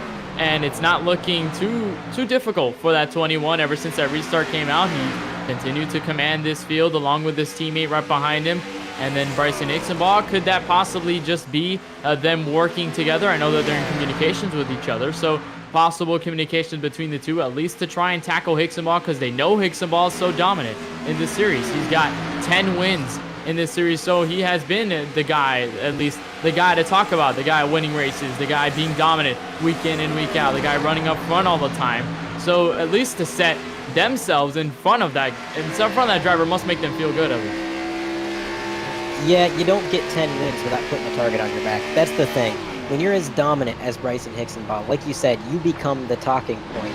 And it does seem like Hixenbaugh is shutting off his engine in the middle of the corners. That's got to be some sort of strange new fuel-saving technology that he's got built into that thing. I don't know. That's crazy that he is shutting that engine off manually, coming through the corners, trying to save some fuel. That's a strategy that I don't think I've ever seen, Ken. So no mistake, at least in turning off the engine. So now we know he's doing it for real. At least he's doing it in terms of fuel saving and getting those little extra droplets in his car. Remember, those little steps can make a large difference going later in this race, especially as green flag pit stops continue to work through. And when you go down pit road, you'll have the fuel at least, and you have a little bit more fuel to carry, so you won't have to put as much fuel. Therefore, that quickens your pit stop by just those tenths of a second, and that means everything on a racetrack, especially here when you're racing so close at a place like Dover, and it's such a short track where you don't really go too long around this racetrack. I'd say just about 21 seconds, at least from the qualifying times. Of course, they've slowed down, but we're going to 21 second around this racetrack, so it's very, very short. You're running around this racetrack. As we got an update, one driver is in the garage with a connection issue. So unfortunate run for them. We're still trying to identify who that driver is. It's Joey King. So he started second. Wow, Joey King, unfortunate ending to his night. He started P2 on the outside of row 1. You'll be out of this race, sent over. Not the greatest thing to see. Internet issues, you can't really, it's kind of out of your control. I think it'd be very frustrating for all of us as sim racers, really. It's definitely one of the most frustrating things to deal with, because it is out of your hands. There's nothing you can really do about it. It's really just up to your ISP, and that's just something you got to face with sim racing. Sometimes the technology isn't always there to carry you through, and a tough break for him. Like you mentioned, he had a great qualifying position, and he definitely showed that he deserved to be on this track, and he had a lot of speed. So you hate to see it. Hopefully he'll be back next week stronger than ever, and hopefully with a better internet connection. But Cameron Stone, I've noticed, is falling back from that lead pack a little bit each lap, and I'm not sure if he too is trying to save some fuel like Hixenbaugh, or if maybe the setup just isn't quite there. And the question that comes into my mind now is, it might become a viable strategy once again for Cameron Stone to shortstop. The problem with that at a track like Dover is the more a track wears your tires down, the harder it is to shortstop, because that means your second stint after the pit is going to be a longer run on those tires. So whereas Watkins Glen, you can kind of get away with a shortstop and not worry too much about the tire wear. At a track like this, if you do want a shortstop, you got to be prepared to commit to that conservation. Also talking distance, Watkins Glen, such a large track with so many turns, and it's such a large way around this racetrack. You're going, what, 1 minute, at least a minute and a half around that racetrack in these stock cars. You're going 21 seconds around here at Dover. So you short pit, you go on these tires, you don't have the distance as much to cover, and then at least you may possibly have an issue gaining that time all the way back, because it's just a whole different dynamic when you go onto a track that is larger, much like we saw when the fuel strategy took into place and short pitting happened at Michigan, a 2-mile racetrack. You saw how much leeway, at least in the distance type that we're talking about. The distance on that racetrack is much larger. You have a little bit more of a cushion. You kind of have something to lean back on. Maybe if you make a tiny bit of a mistake, you can lose possibly maybe a couple of tenths up to a second, depending on how large the issue is. And then you possibly could fall back a little bit further, maybe dig yourself in a little bit of a hole, but it's not too drastic. Here at Dover with the short distance, you make one mistake like that and it could set you maybe a lap down or a couple laps down, and then it's just all dependent on looking for a yellow flag or looking for something of a saving grace to put your race back into motion. But Tanner Love, you're looking at the top of this field right now. He has gained time on Cecil Green to Hicksonball as well. And don't look now, but look who's caught into this top 4. Victor Williams. We didn't talk about him too much through this run. He was there, and we thought Cameron Stone was going to do battle with him, but the 07 has done a great job of at least keeping him behind, and the only Toyota Camry in this top 5. Great run for the 07, also one of the drivers in his first start. A great rookie showing for that 07. Another thing I'm noticing is that the 21 has not quite put the gap on the cars behind him that he did in that first run there. And I believe that that's not because his car is worse or because the guys behind have figured something out. I think everybody is conserving, which puts the fuel mileage for this stage into question. As I mentioned, conservation, there goes Bryson Hicksonball to the inside of the 49 trying to make that pass, and he does get clear of him coming out of the corner. He's going to slide right up against that safer barrier, and he's now securely into P2, so maybe Hicksonball feels like he saved enough, and now he's on the charge. And even when he was shutting down his engine, he was still quick. He was still not really losing time. He was still on the draft and right on the back bumper of that 49 as soon as he was turning off that engine going into the corner. Certainly his strategy has not lost him any speed, and that's probably what you want in saving, because when you save, you have to get the expense of speed, because when you're saving fuel, you're shutting off the engine, you're at low RPMs, you're not going as fast, maybe through some corners, and you're generally slower around the racetrack. But in Hicksonball's case, he's saving some fuel along the way, and he's still staying with the pace, and now into second place. That rhymed. So he will be, at least in a good spot, saving fuel and gaining time along the way. He hasn't been able, like you said, with Tanner Love, there hasn't been too large of a gap like we saw in that initial run, where he was able, over the long run, to get a good gap, at least a considerable run, until that yellow came out. Not as much here. I think he's gained a little bit of a time off that end. Here's a little bit of battle between the two Jimmy Johnson cars, Kevin Steele, Preston McRae. It's the Jimmy and Jimmy show as we ride on board, coming through turns 3 and 4. Again, you can see that most of these drivers are just running a slightly different line. Everybody's got a slightly different groove that they feel comfortable in, and you can see that the car ahead is just a little bit more comfortable in that higher line, and then he diamonds it out, arcing it down towards that banking, rolling down the banking, and then out into the straightaway, which is a tactic that a lot of these drivers are going to be using. Now he goes to the high side, and he is going to get overtaken as they make their way to the straightaway. It was an easy overtake for Preston McRae. No real issues there. Again, Preston McRae, one of those drivers that's currently 6th right now on the playoff standings, as here's the gap between Cecil Green and Victor Williams, as the 49 got passed by the 63. Now they have caught up together. They will be in this duo together, at least one of the closer battles there, like we saw with McRae and Steele. But McRae is sitting at this win. He won here at Dover, mind you, in May. He won here before. He was in a battle with Hicksonball. Of course, a very different situation at hand for McRae. right now. He finished 7th at Watkins Glen last week. 7th. He's 7th right now on the racetrack in Dover. And Preston McRae, we had at least his win. You know, his win set him into this playoffs. It really helped him out, and now he's got that win to fall back on, at least to not worry about being in the playoffs, or at least keeping those points to stay in the playoffs, because he's already locked in. Preston McRae, I think now that there's a little bit more drivers in the mix, possibly just having a little more drivers to fight through. As one driver very loose off turn number 2. That was the 04 of Dave Fuge. Had a wild ride down the back straightaway that could have been large. That was an impressive save that he made right there. Quick update on the 55. Brandon Golick in that 55 Lowe's machine made what appeared to be an unexpected pit stop a few laps ago. So I'm not exactly sure what's going on with that team. We don't have any word on that, but if we do figure it out, we'll let you know. But that could be to the 55's advantage, because now he's got fresher tires than everybody ahead of him. And if he can refrain, or if he didn't go too many laps down there, maybe he's going to have something for these guys ahead now. But I'll tell you what, that 07 machine of Victor Williams, you mentioned before, we didn't see much of him at the start of the race, and now he is showing incredible pace, keeping with the leaders. He's closing in on that 49 real quick, and he's going to be knocking on the door probably within a few laps. And as the stage winds down, I think the time for sitting around is kind of fading away, as now a yellow flag has flown. Oh, caution out of the racetrack, lap 144. We'll go around the racetrack, see who's involved. That looks to be the 64 of Cody Bird with heavy damage to that Chevrolet Camaro. We'll take a replay. He was all by himself, at least for the most part. And I'm not sure whether that was just wall contact or just loose. That was entering turn number 3. He went down to the inside wall, collected hard, and then went back up the track. Here's an aerial shot. And this is coming down the back straightaway off turn 2. Didn't seem to be that much of an issue. And then actually contact with the wall entering turn 3, just trying to arc it, and then hit the wall, got down the racetrack, went back up. Tough break for the 64. He's an in-car cam. I saw the 2 cars right behind that had to get around, at least hoping that he wasn't going to come up at the wrong time. Bam, hard into the inside wall he goes.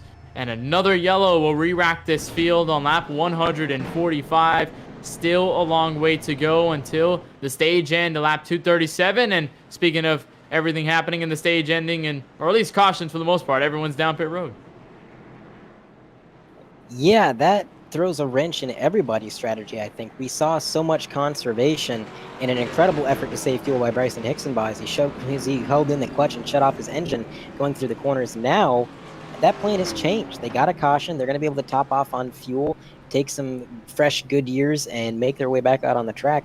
I'm wondering now if that they're securely in one-stop territory. They should only have to pit one more time, if that is going to make them a little bit more aggressive. They don't have to save now.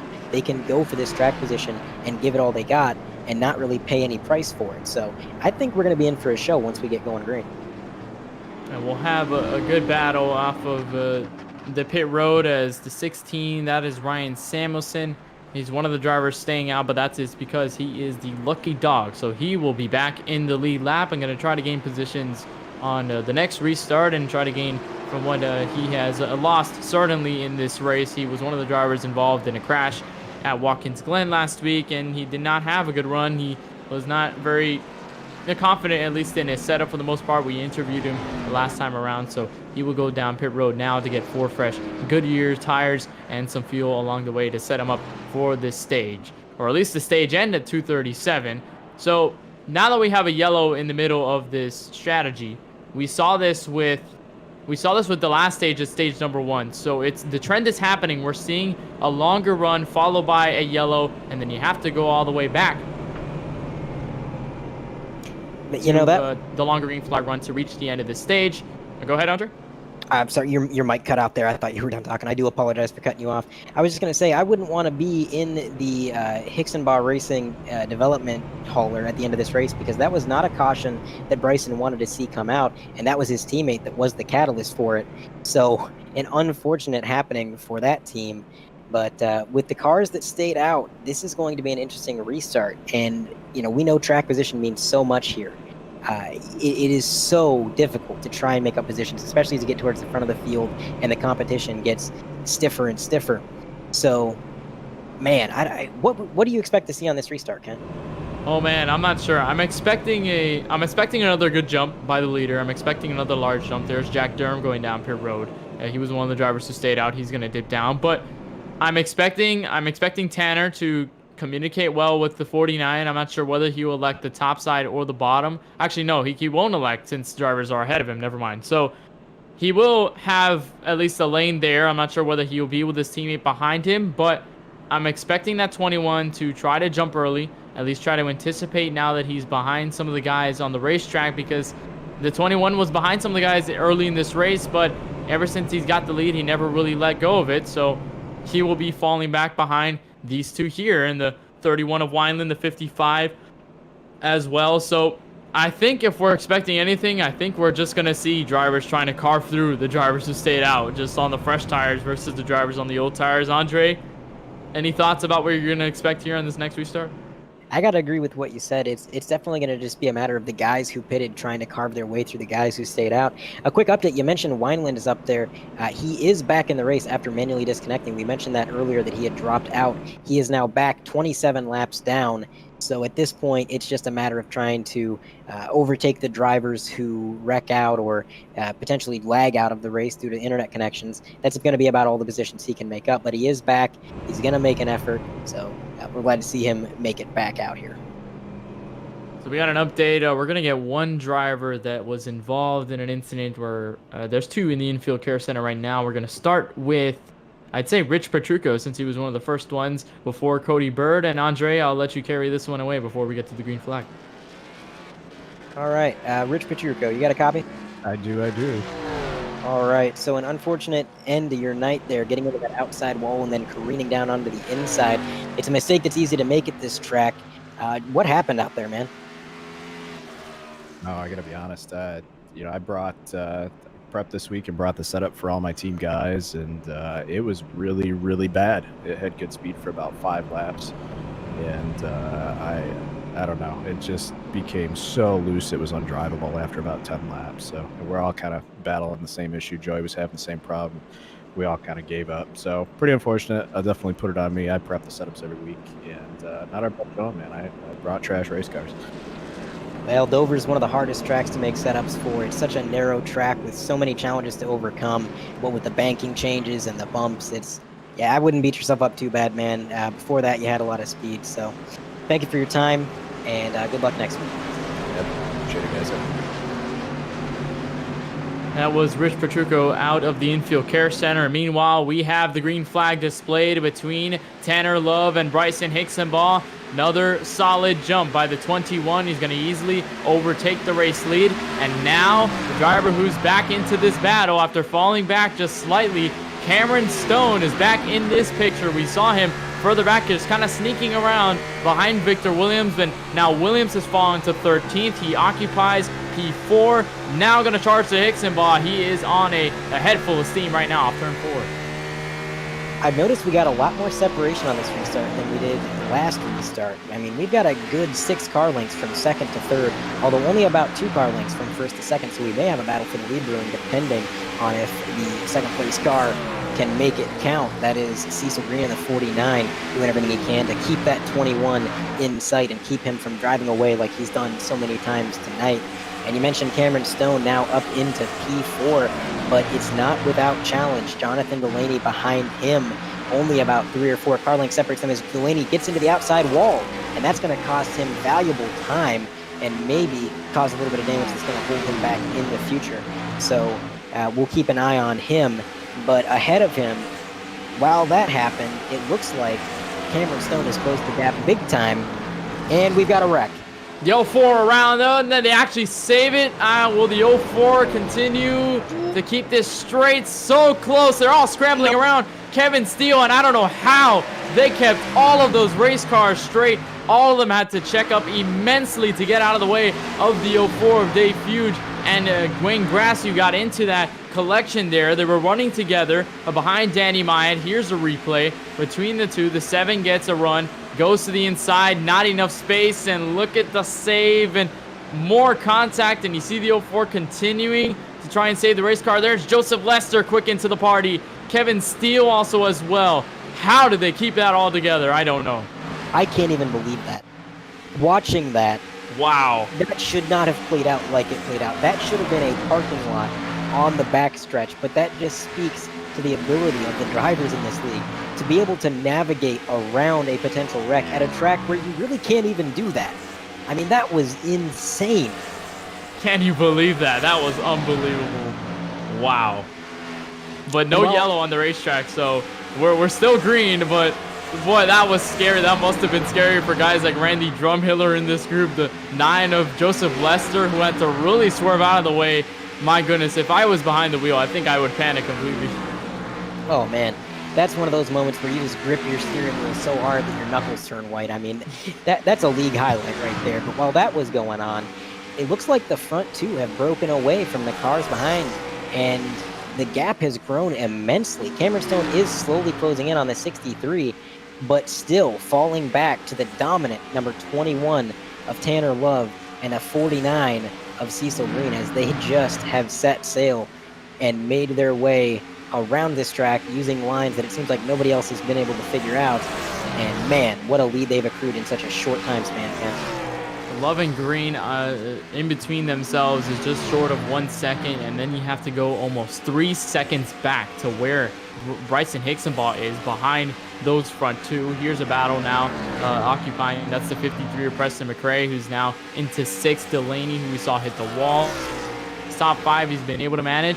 The 49 and the 21 pretty much writing themselves out, like you said, Andre, slowly and getting out in front. I saw that Hicksonball did not have as much of a challenge, at least with these top two, as they had in the last restart. He was much closer to them at the start of stage number 1, at least when the caution came out. They had the restart. He was up there with them. And even through the early portion of that run, he was still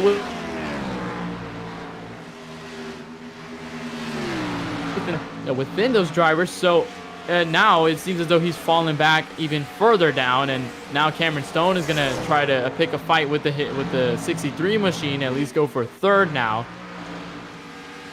He is trying to make that pass, but it seems like the 63 has finally started to get his car to come in. You know that the 63 likes those long run setups, and he's pulling away now. I mean, he's catching those leaders. Real quick, I got my binoculars on, and down in the infield care center, I think I see Cody Bird waiting on us. Why don't we bring him up, Ken? Cody Bird, you got a copy? Yep, got a copy. Cody, it looked like just a small mistake was enough to end your night tonight. We've seen it happen to a few drivers so far. Walk me through what happened there on that backstretch. Yeah, absolutely. I got just a tad bit loose going down the backstretch, and what I thought was me just brushing the wall. I guess I must have hit it a little harder than I thought. I had an issue back at Kentucky where I actually net coated the wall, and it seems like that's what happened today, because there's no way the wall should have caused that. But hey, it is what it is. Just got to move on. Look forward to next week. Yeah, speaking of next week, obviously a tough break the last 2 weeks, but Daytona is one of your better tracks. Are you expecting to carry some momentum and try to regroup at Daytona? Yeah, absolutely. I definitely felt like I had some speed today, pushing towards the top 10. Just over-pushed it and already locked into the playoffs. So hopefully next week at Daytona, I can just go for the win, and who knows what will happen. Alrighty, well, we're looking forward to it. We wish you the best of luck in the coming races, and we appreciate your time, Cody. Thank you very much. Have a good night, guys. You too. All right, so that was Cody Bird involved in that incident a while back. So Tanner Love now getting around Eric Wineland. That's going to put a lap car between him and second place of Cecil Green. Not what Cecil Green wants to see. Obviously, the more lap traffic between them, the harder it's going to be for him to keep up and keep pace. And I tell you what, Ken, it's been a while since we did one of these. How about we do a crank it up?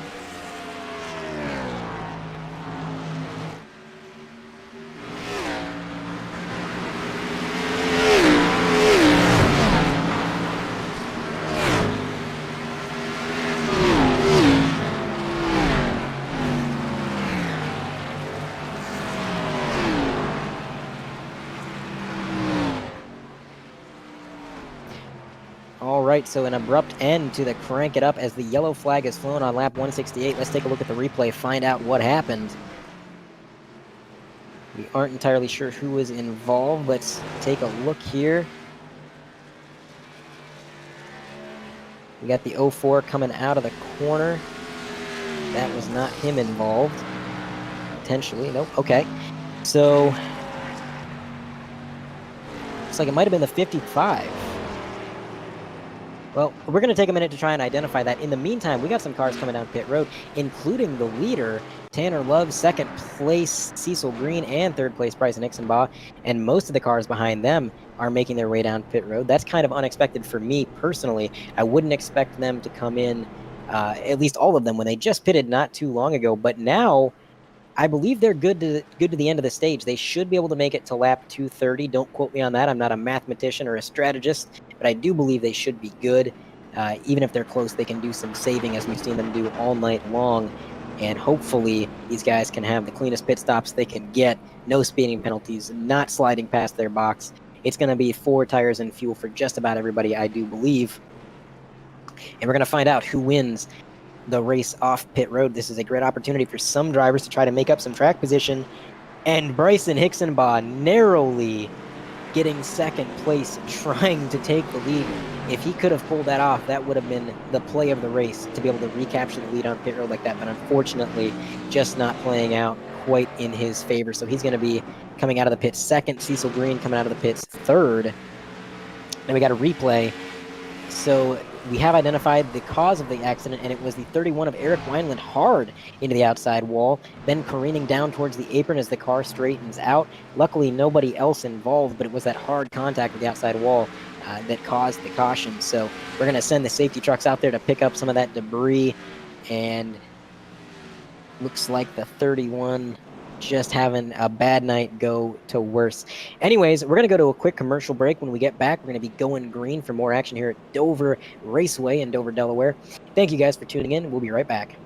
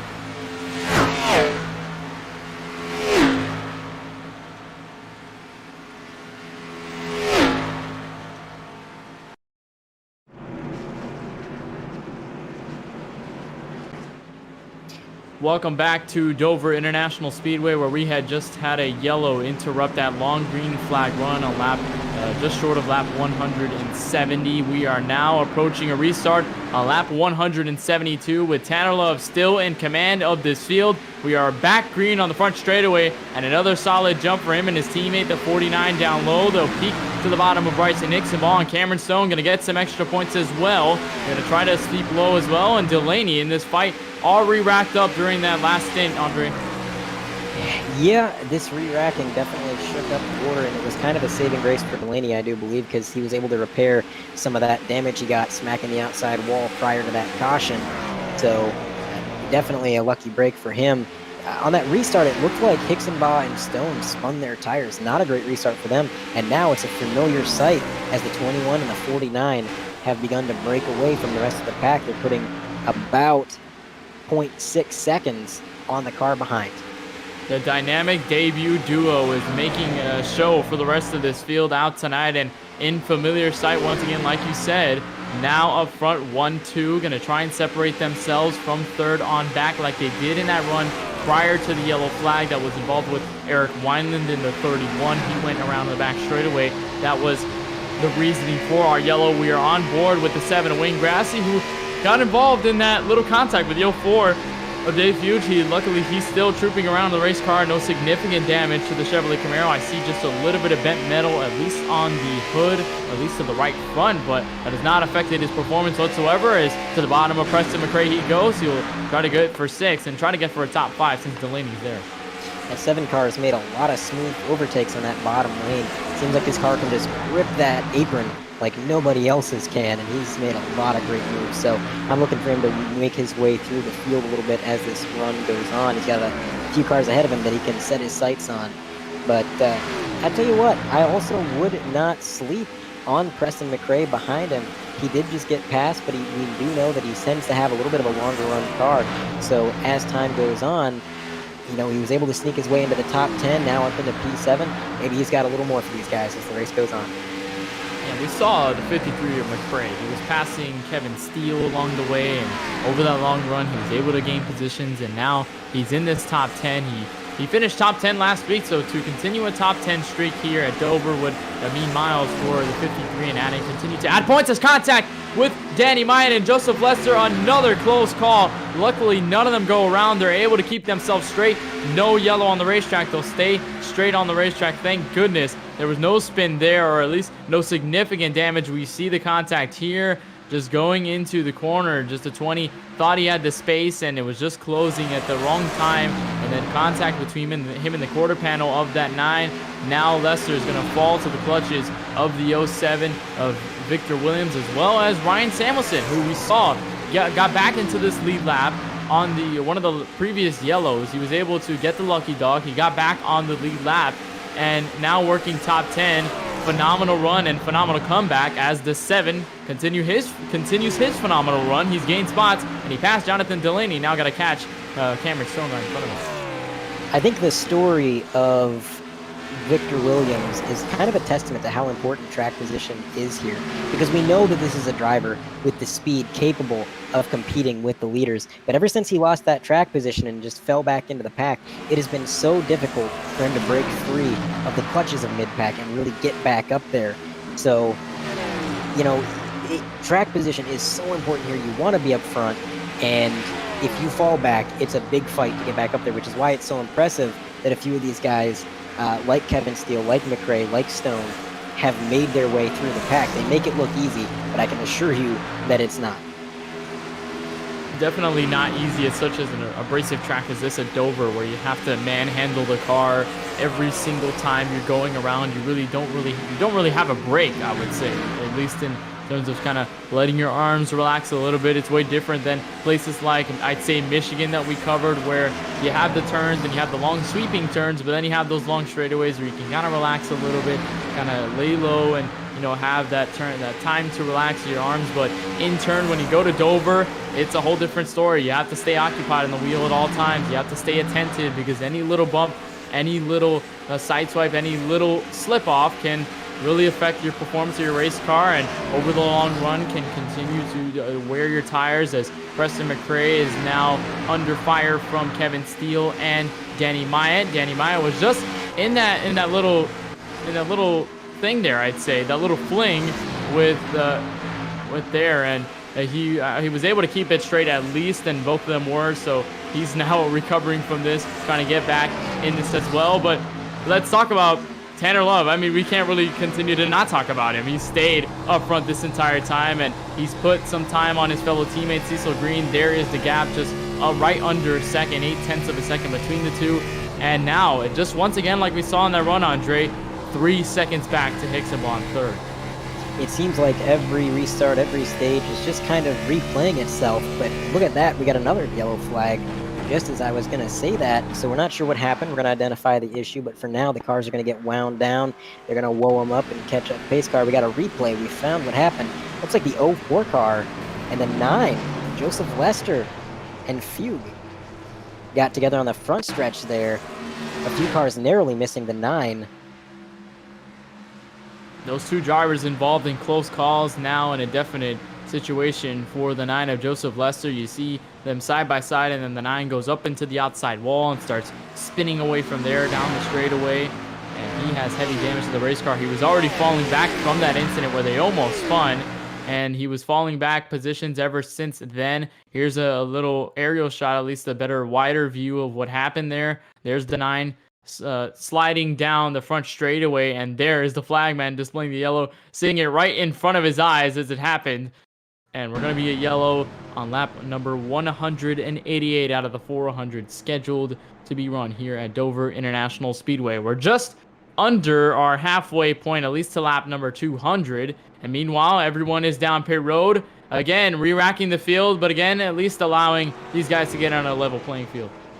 If they weren't good to the end with that last caution when they came down pit road, they're definitely good to the end now. So you're going to see these drivers giving the car everything that it has, because there's no need to conserve at this point. It's going to be a 4-tire stop with fuel.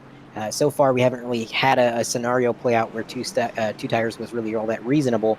And Tanner Love going to maintain his lead as they make their way off pit road. And Bryson Hixenbaugh, P2 once again. Cameron Stone staying P4, and Cecil Green staying P3. So not much of a shakeup in the running order. Everything kind of remained the same there. Looks like further back in the field we might have had a little bit of a shakeup. But as for the front runners, things have remained as we've seen all race long. And it's been like that since the drop of the green flag. Every time they go down pit road, we haven't seen much of a shakeup, or at least a changing in the top 5. We've always seen the guys in the top 5 get off pit road as swiftly as possible, and they've all been able to retain their positions. No gains, no losses, just staying where they are.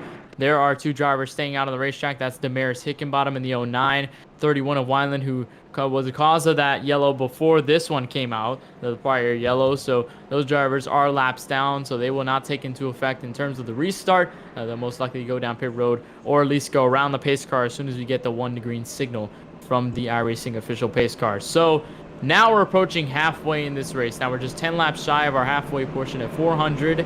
We've seen our halves. We've seen how dominant the F5 Motorsports cars are in Love and Cecil Green. Hixenbaugh just hasn't been able to contend with them, at least in the longer run, Andre. I was surprised that the trend has continued for that 63 and for the 57. Not much ground gained. The 57 gained up to this point, but he hasn't been able to gain further. He hasn't been able to at least gap and bridge the gap between himself and Hixenbaugh, or himself and Cecil Green at that time. And he stayed in P4. I think the biggest gainer at this point, Wayne Grassy in the 7. He's been one of the more prominent ones, but the question is, at least the question that's being begged right now is it really that hard to get around the cars? Is it really that much of a challenge? Do you expect Wayne Grassy, at least Cameron Stone, those guys who are faster, those guys who have been up front, at least through the early portions of this race, most notably Cameron Stone, is it just a whole different situation to get around the car? I mentioned aero dependency earlier in the broadcast, and it's very real here. When you get up behind another car, it's almost like the handling and the feel of your car changes completely. And I think that's why you see guys like Cameron Stone carve their way through the field. But once they get up to about 4th or 5th, that run stalls out because they're facing cars that are just about the same speed as them. The difference is the car ahead doesn't have the handicap of having that dirty air affecting their handling. So clean air is king at a track like this, especially with this low downforce package. And drivers like Cameron Stone are going to have to fight through that and maybe find ways around it. Usually what you'll see is drivers searching for different lines, trying to find different places to run on the track where they're not directly behind the car in front of them so that they don't disturb the air on the front of their car. Now, the problem is not very many drivers have been running different lines this race. We've only seen variations of a few feet with each car being lower or higher in a turn. So up top, it's all marbles. There's no rubber laid down. So a driver like Cameron Stone doesn't have the option of running that Larson line up against the wall and trying to get free of that dirty air to make the pass. It's just not something he can do. So it's just a really tough situation to be in, and there's no simple answer of how to overcome it. So 46, just about 46 laps left until we reach the conclusion of stage number 2. It has been a very lengthy race here at Dover, and considering the fact that this is a short track, we've seen the length playing true, at least in terms of getting to lap 400 or even getting to the halfway portion. So now with just 9 laps left until we get to this halfway mark at lap number 200, it'll be Tanner Love and Bryson Hixenbach commanding the field once more. The first 2 rows have been static pretty much for the most part through this race. Cecil Green has stayed within the top 3. Cameron Stone has now been in this top 4 for a while now. He's stayed there. Wayne Grassi was one of the better drivers who gained spots off of this, so he will be in row number 3 right alongside Preston McRae in the 53 machine. So all Camaros up until the 57 of Cameron Stone. I continue to mention this because I have a bias towards Camaros, but still, we have a lot of manufactured cars up here in the front, at least working the same way and being the more dominant cars through this field. So we're going to have an interesting restart all the way to the halfway portion, and we'll see if we stay green all the way to lap 237 at the conclusion of stage number 2. Will it stay the same way? We'll just have to find out. Off of turn number 4, Tanner Love will lead the field back to the green flag on another restart, another solid jump, and it's been the same way ever since. Every restart, it's been the same, and the 21 convincingly out front into turn 1. There was contact between the 57 and the 63 going into that corner. Not very much patience from that Mustang of Cameron Stone. He wants to get things done now. And unfortunately, that contact kind of shoved Cameron Stone in the wrong direction. He stalled out his run and pushed him backwards, so now he's got a little bit of time to make up. But that shove actually played out in Bryson Hixenbach's favor, because now look how close he is to that 49. He is within striking distance, and if he can get close enough to side draft or just take the air off the quarter panel, he might be able to strike and climb back up into the P2. Okay? Less separation this time on this restart. We saw the separation more prominent the last time. We saw how quickly the 21 and the 49 were able to gain, and now we got a yellow on the racetrack once again. Looks to be Danny Myatt, the victim, oh, no. or at least the guilty party this time around. That is, the 20 went around, was having a solid run in the top 10 before this. Here is his battle with Preston McRae shortly before the yellow was ignited, and contact there actually just got loose there and into the inside wall. We've seen so many drivers happen, at least this happening to them, Andre, and once again happening to the 20. He is the victim this time around, and just loose off the corner. The oversteer really got to him, and luckily no one else involved, but definitely not what you wanted to see for a driver running top 10 all race. Just a horrible break for Danny Myatt. You don't ever like to see a driver work his way through the field multiple times only for it to come to an end like that, but just a little loose out of the corner. And I tell you, how many close calls are we going to have tonight? It seems like every time a car spins out, we got 4 or 5 cars zooming past them, barely missing them. And I don't know, that luck's got to run out sooner or later, but so far we've gotten lucky. We got a lot of cars coming down pit road. Ken, what do you got? Yeah, we have a huge split here. Cameron Stone is leading this group down pit road, followed by Kevin Steele, Preston McRae, and the 07 of Victor Williams. Meanwhile, the drivers within this top 4 and a couple drivers further back are staying out. Interesting call, none the least, for the 57. Maybe just trying to top off on this end, or maybe get fresher tires and try to pounce on the guys up front for the time being. And so kind of split decision between the drivers up front, at least these top 4, and the drivers further back that went down pit road. It was kind of a majority that went down pit road versus this small minority of drivers that stayed out. So next, restart, are we looking at a different situation with this 57? Maybe catching up to the 63, wink, wink, with the drama they had before?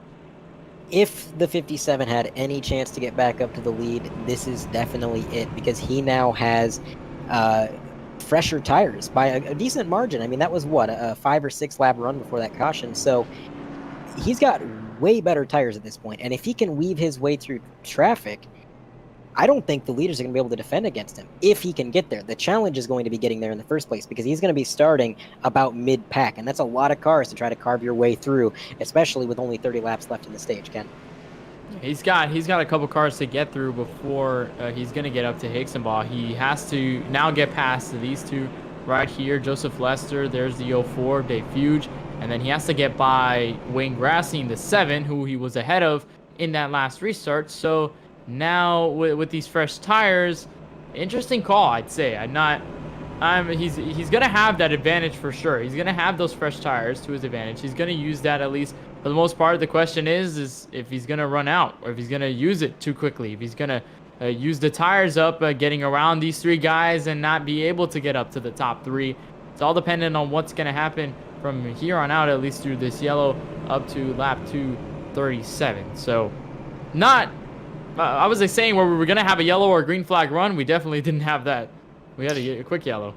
Right, we didn't have a very long green flag run, and I think this might be one of the bigger shakeups we've seen so far, because the leaders are at a stark disadvantage. The only advantage they have in their hand right now, the card that they have in their hand, is track position. They got the clean air, but whether or not that's going to be advantageous enough to fend off the drivers behind with fresher tires remains to be seen. I think it's going to be close, and a lot of it's going to be about driver ability. Can these guys wheel these cars on the slightly worn tires for long enough to, because I think it's an inevitability that the cars behind on fresher tires are going to catch up.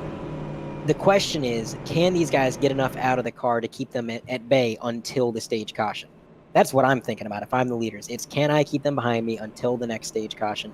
And if I can do that, then we're good to go. But it's going to be very fun to watch play out, because we've got a lot of different strategies that are about to unfold right before us. Yeah, I think if you're the guys up front, these 2 F5 Motorsports cars, and the 21 of Love and Cecil Green, and most likely Hixenbaugh, probably Wayne Grassy as well in the 7, they're probably more confident in their machines, that they probably have it in mind that they'll be able to keep the drivers at bay. Or maybe if they're maybe worrying it just a little bit, they have a little bit of leeway, considering that the top 3 have some cars between themselves. And when you get to Cameron Stone on the fresh tires and the rest of the guys that pitted behind, with Kevin Steele, Preston McRae, so and so. So we have those drivers there, but I'm pretty sure that these guys, at least in the upfront, are confident enough in their race cars that they'll be able to hold them at bay. And if we have another yellow, the tires they're going to have a little bit of fresh rubber, but it's going to start to dissipate at some point. Yeah, they can't have fresh tires forever, It'll definitely even out at some point. You are absolutely correct. And that's the thing. These guys never know what's going to happen in terms of caution. So you can make these strategies, you can make these plans, and Cameron Stone certainly has, but it's never a surefire thing. So we'll see what happens. It's definitely going to be interesting. The lights are off on the pace car, so we're going to be going green, and we are going to be getting it racked up, ready to go. And take it away, Ken. Here we go. So off of turn number 2, we'll have just about 37 laps to go until the stage conclusion. And as soon as we cross the line, we'll reach halfway point in this race, all the way to lap number 200. It took a while to get there, but we'll see how long it'll take to get to the checkered flag and crown a winner at the end of tonight in the Galaxy Cup Series round number 25 out of the 36 in this season. So Tanner Love and Cecil Green will lead the field back once again. Bryson Hixenbaugh will be second, at least will be inside of row number 2. Wayne Grassy will be on the outside of row number 2 as well. He'll accompany him, then Joseph Lester, the 04 Dave Fuge. And then goes the guys on the fresh tires, Cameron Stone, Kevin Steele. We're back green off of turn number 4, and the 21 continues to command over the rest of this field and continue to dominate, and his fellow teammate will follow suit right behind. How long will it take before the 57 and the rest of the guys get up to these front pack, as we got a huge battle 2x2? A battle it is. We haven't seen anything like this on the restarts for quite some time, and I think that just comes down to some of these guys having the fresher tires. And, ooh, a little bit into the wall, I think, went Cameron Stone. If there was contact at all there. Feud also into the wall there a little bit, seemed like. They're making their way through the field. They are absolutely on the charge. A little bit faster than I expected. I didn't think they were going to make up that many spots that quickly, but definitely on the hunt, as the top three doesn't have the separation that they had before. And if these guys start battling it out, that's just better for drivers like Cam Stone and these other guys that pitted for fresh tires. They want to see these guys get 2-3 wide and give up time trying to battle with one another. And I think that's what we're going to see, because the 49 is getting some fantastic runs through the corner coming up into the straightaways. I say that as he gets a little bit loose there, just pushing the car as hard as he can. And he's got Bryson Hixenbaugh breathing down his neck now. We got a battle brewing. Yeah, we have a battle brewing between the top three, and also Cameron Stone fell back behind Kevin Steele, who was behind him on that pit strategy. Is Delaney loose off the corner? No harm, no foul. They'll stay straight, and they'll continue to troop on as he goes by the 04. And now you see Kevin Steele in the fresh tires trying to get around Joseph Lester. He'll make the move into turn 1, as not so much separation, like you mentioned, between the top three. It has stayed like this from the last restart, and it's been like this ever since. The 21 is still trying to take over the race lead, at least by a couple tenths or a couple seconds at least. There's Cameron Stone right behind the 9 of Lester, going to try to get around him, hopefully by the front straightaway, and he won't actually make the move. Actually, he will make the move now. So down to the inside he will go. He'll move himself into P number 6 if he's able to get by. Still side by side. It's fresh tire versus old tires, but it's not making much of a difference right now. Joseph Lester doing a fantastic job trying to hold his ground, but unfortunately I think those old tires are just enough of a handicap that he's going to have to give that spot up to Cameron Stone, and that is going to move Stone up into P6. So not much more cars to get around before he's back up into that P4 that he's been in for most of the race. The difference is when he gets there now, he's got the fresher tires, he's got the advantage. And remember, the top three still don't have that separation that they've had all race long. It really seems like they are kind of pushing their cars harder than they were before. So if they battle it out, Cameron Stone's got a chance. And so does Wayne Grass.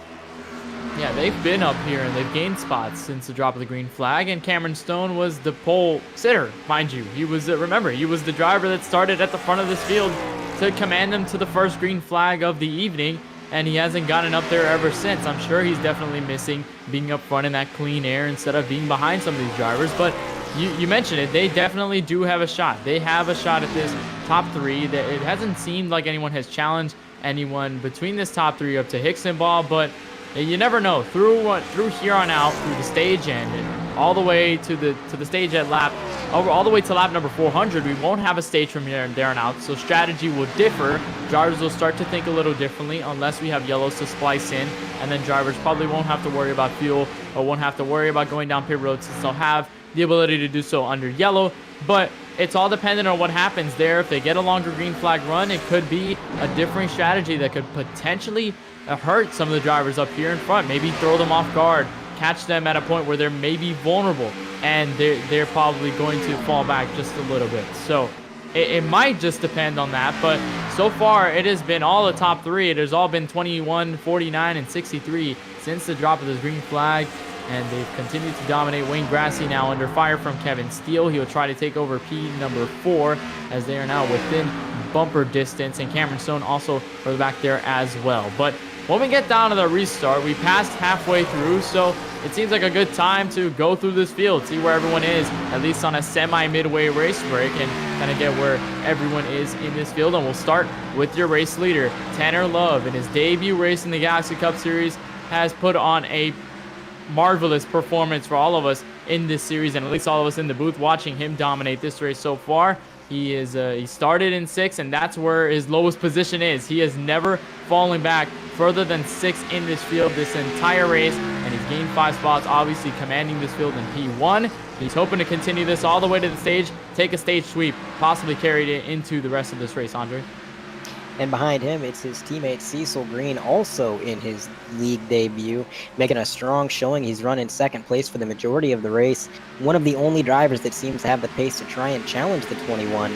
So maybe when it comes down to it later in the race, he's going to be able to make some impressive lunges. But for right now, he's biding his time behind the leader and waiting it out. Speaking of biding time, you have to talk about the 63 of Bryson Hixenbaugh, who has been using his time to stay at least behind these guys and hasn't been able to make too much of moves. He started up front, of course, and he started in third. He's really hasn't fallen out too far out of this field. Again, this top three haven't really fallen out of the top five. They've just been here all race long. So the 63 with those 10 wins, going to try to go for win number 11. Still has some drivers to go through, especially those two. But nonetheless, to finish third would be excellent here, Andre.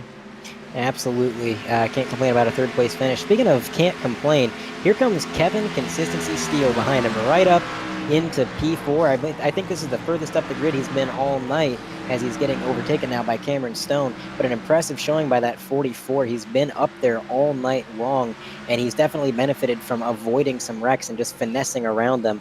And I'm excited to see what he's got later on tonight. And we were going to go a position back, but we end up going a position forward as the 57 got by the 44 that time around. But Cameron Stone started on the pole. He's lost a lot of positions, had a lot of ground to make up after that pit road speeding penalty early in the race. We talked about how mistakes early can get handled quickly, and then you can continue to troop on through the rest of this race and get a good finish. Currently sitting fourth, so if the race were to end right now, it wouldn't be too bad of a run, but I know Cameron Stone is hungry to get another sweep and get a second consecutive sweep after sweeping the weekend last weekend. Certainly hoping for a better run, but currently sitting P4. And 2 cars back from Cameron Stone, it's Victor Williams. I mentioned earlier that he was kind of a victim of track position. It's very important to try and stay up front because these cars handle so poorly in the dirty air. He ran up front in the early portion of the race, unfortunately lost some ground on pit strategy, and he has been fighting all night to try and make that time back up. So far, succeeding as he's worked his way all the way back up into P6. And back to 7th is the number 7 car, Wayne Grassy, in the Sporting the Pennzoil scheme today in the Chevrolet Camaro. Currently one of the highest gainers, I'd say, probably 6 spots up. But he started 13th. His lowest position was 15th, and his highest position is pretty much where he is right now, sitting in 7th and possibly just a little bit further up the road. But that 7 certainly having a better run today than you know he definitely wanted. He's having a good day, and he caught up through this field. So the 7 having a consistent run. He fell back just a little bit, trying to keep this for as long as he can. Absolutely. Behind him, it is Jonathan Delaney, P8. We mentioned he failed to put down a qualifying lap, started in the back of the field. Now, not only on the lead lap, not only towards the front of the field, but in the top 10. So an impressive drive by him. He's been as far up into, I believe, 3rd was his highest position. And a slight mistake about midway through the race, got into the wall a little bit, and I think that damage has held him back slightly ever since then. But nonetheless, he's done a great job fighting through it and trying to keep that top 10. And then you go back to 9th place, where you'll find one of the drivers who's picked up a good amount since the drop of the green flag. Ryan Samuelson sporting a bi color this week. He fell back just a lap down, but you know, when we had that go through, he came through. As we have a yellow on the racetrack, lap 222 seems to involve the 217 of Jack Durham. And as we were going through the field, the yellow came out at a very differing time, I would say. But here's the replay. There's the 217. And another driver into the inside wall off the back straightaway. We saw this with a couple other drivers tonight. It continues to happen. Here's an aerial shot, and loose off the corner, I think, and then just into the wall, and then hard into that inside wall with no safer barrier, and then gets to a stop under the apron. And I'm assuming, as soon as he was spinning through the track and getting back up, he was that was the cause of this yellow. As you see him trying to save the race car, got into the wall and then hard into the inside wall. He stopped to where the apron was, at least the gap between the apron and the racetrack, and not much time, not much space to really get back on there quickly and safely. But we got drivers down pit road. Some drivers stayed out. I think I see the 53 out there, but the 21 leading them all down right now. We're going to see, is this going to change the running order? Was definitely going to change the running order. Just like you said, we got cars that stayed out. So They're going to be on older tires. It's going to be a struggle for them, but they do have that coveted track position. Everybody's pretty much made their way into the stall. Probably going to be a 4-tire stop, although at this point you could get away with 2 tires. We are only a few meager laps away from the stage end, and it looks like the 21 is going to get out of pit road in P1 like he's done so many times tonight. And behind him, I think the running order staying mostly the same. Continues to stay the same through the top 5. You see the rest of the drivers going off of pit road. That's Randy Drumhiller. He's the final one off pit road, but it'll stay the F5 Motorsports 1-2 off of pit road with Hicksonball following 3rd. Cameron Stone will gain to 4th, so we won't have as many drivers to peek through. And now, but it looks like I saw Preston McRae stay out of pit road, and now he's falling back just a little bit, and I think he's just going to go down pit road. So I don't think there's really any challenge. And there is the 31 whose laps down, so he won't take an effect. So back to the front, the 21 will go. The 53, it seems as though he had the lucky dog, so he will get down pit road, get that lucky dog, get back on the lead lap, try to do the same thing Ryan Samuelson is doing, get back into the top 10, and continue the great run that he has been having so far. But we still have this 21 and the 49, the dynamic duo, continuing to work together and continuing to dominate the rest of this field. It's pretty much been the same talk throughout this entire race, that these two have been up front, dominating this race, putting a gap between themselves, between Hicksonball and Cameron Stone, and themselves, and of course Victor Williams as well. All the drivers further back, they've been able to handle them, and they've handled them with ease, I would say, Andre, as they've really haven't succumbed to any of the pressure. They've came into this league with a fresh mind, and I think that may be the thing benefiting them right now, not really having to worry too much. Absolutely no baggage from the previous week holding them back. I tell you what, Ken, I think this restart's going to be absolutely instrumental for a lot of these drivers. We don't have far to go in the stage. It's going to be a shootout. They're on fresh tires. They're going to be giving these cars everything they can. And for drivers like Cameron Stone, I think they are fully aware that if they cannot get the jump, if they can't get out front within the first couple laps of this stage, it's going to be nigh on impossible to actually catch up to 10 or 11 that 21. That car is so fast, so dominant, so planted that the restart is going to be their best opportunity. But the thing is, when you start thinking like that, that gets in your head and you start overthinking the restart, and that's where mistakes happen. That's where drivers start spinning their tires or potentially taking it too easy because they're scared of spinning their tires. It's kind of a giant mind game when you come down to situations like this that are so high pressure towards the end of these stages. And it's going to be up to them to try and handle it as well as they can. But man, nobody so far has anything for this 21. No, and neither for the 49. You've seen the 49 fall back to at least 3rd, maybe 4th, possibly, but still never really fell out of the top 5. These top 3 really haven't. So they don't really know what it's like to be behind really any drivers or stay behind them for a long period of time, because by the time they had someone in front of them, they got by, and they were able to get by within, say, 10, 15 laps. We saw when they got around Hicksonball. We saw when they got around the 49. We've seen them do it already, and ever since, they really haven't. They've been in the clean air. The 21 at least has been in the clean air. The 49 has been in dirty air from his teammate, so not too much to worry about, knowing that his teammate is up front and it's not another driver that he has to at least to challenge, but at least a driver that maybe he doesn't know how their style of driving is. At least with his teammate, he knows what to expect from that 21, and now that they're both in communications, they're able to work together proficiently so that they can stay 1-2, or possibly the 49 can make a move and 1-2 in the opposite direction and have the 49 leading the laps, and instead of the 21 for the time being. But got the 1 to green signal now by the pace car. We'll go to the green flag on lap 228. We are now just getting into this second half of this stage, and still 10 laps left to go until stage 2 conclusion. So points still to be gained for the guys in this top 10. Mind you, they still are bad at those positions, and we saw it happen with Wayne Grassy, John Delaney, Cameron Stone, Kevin Steele, Victor Williams, and pretty much everyone right behind trying to scramble around. So all dependent on what's going to happen between the 21. I'm expecting another solid jump, but I'm expecting lots of drivers shuffling behind them, I think. Absolutely, and I gotta wonder if there's any rhyme or reason to the lane choice. It seems like the 21 is going back and forth from the high line to the low line on these restarts. Maybe just playing some head games on the competition, Ken. Yeah, maybe just having a little fun along the way, and knowing that he's able to get the restart on everyone else. He hasn't really having to worry about what lane he has, because the 49 has there's the space between the 21 and the 49, and it's Speaking of which, we'll see if he's able to put that gap up like he has been all race.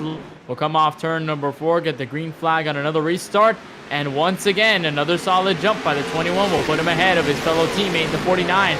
Meanwhile, Hicksenbach, Cameron Stone side by side in turn 1. There was some major wheel spin coming from that 57 on the restart, Ken. He got so sideways, I think he might have been waving to the infield spectators, but he was able to bring it back around, and now he is fighting with Bryson Hicksenbach as he's falling back a little ways there, and that is going to open the door up for Hicksenbach to try to claim P2. It's going to be 10 to go across the stripe.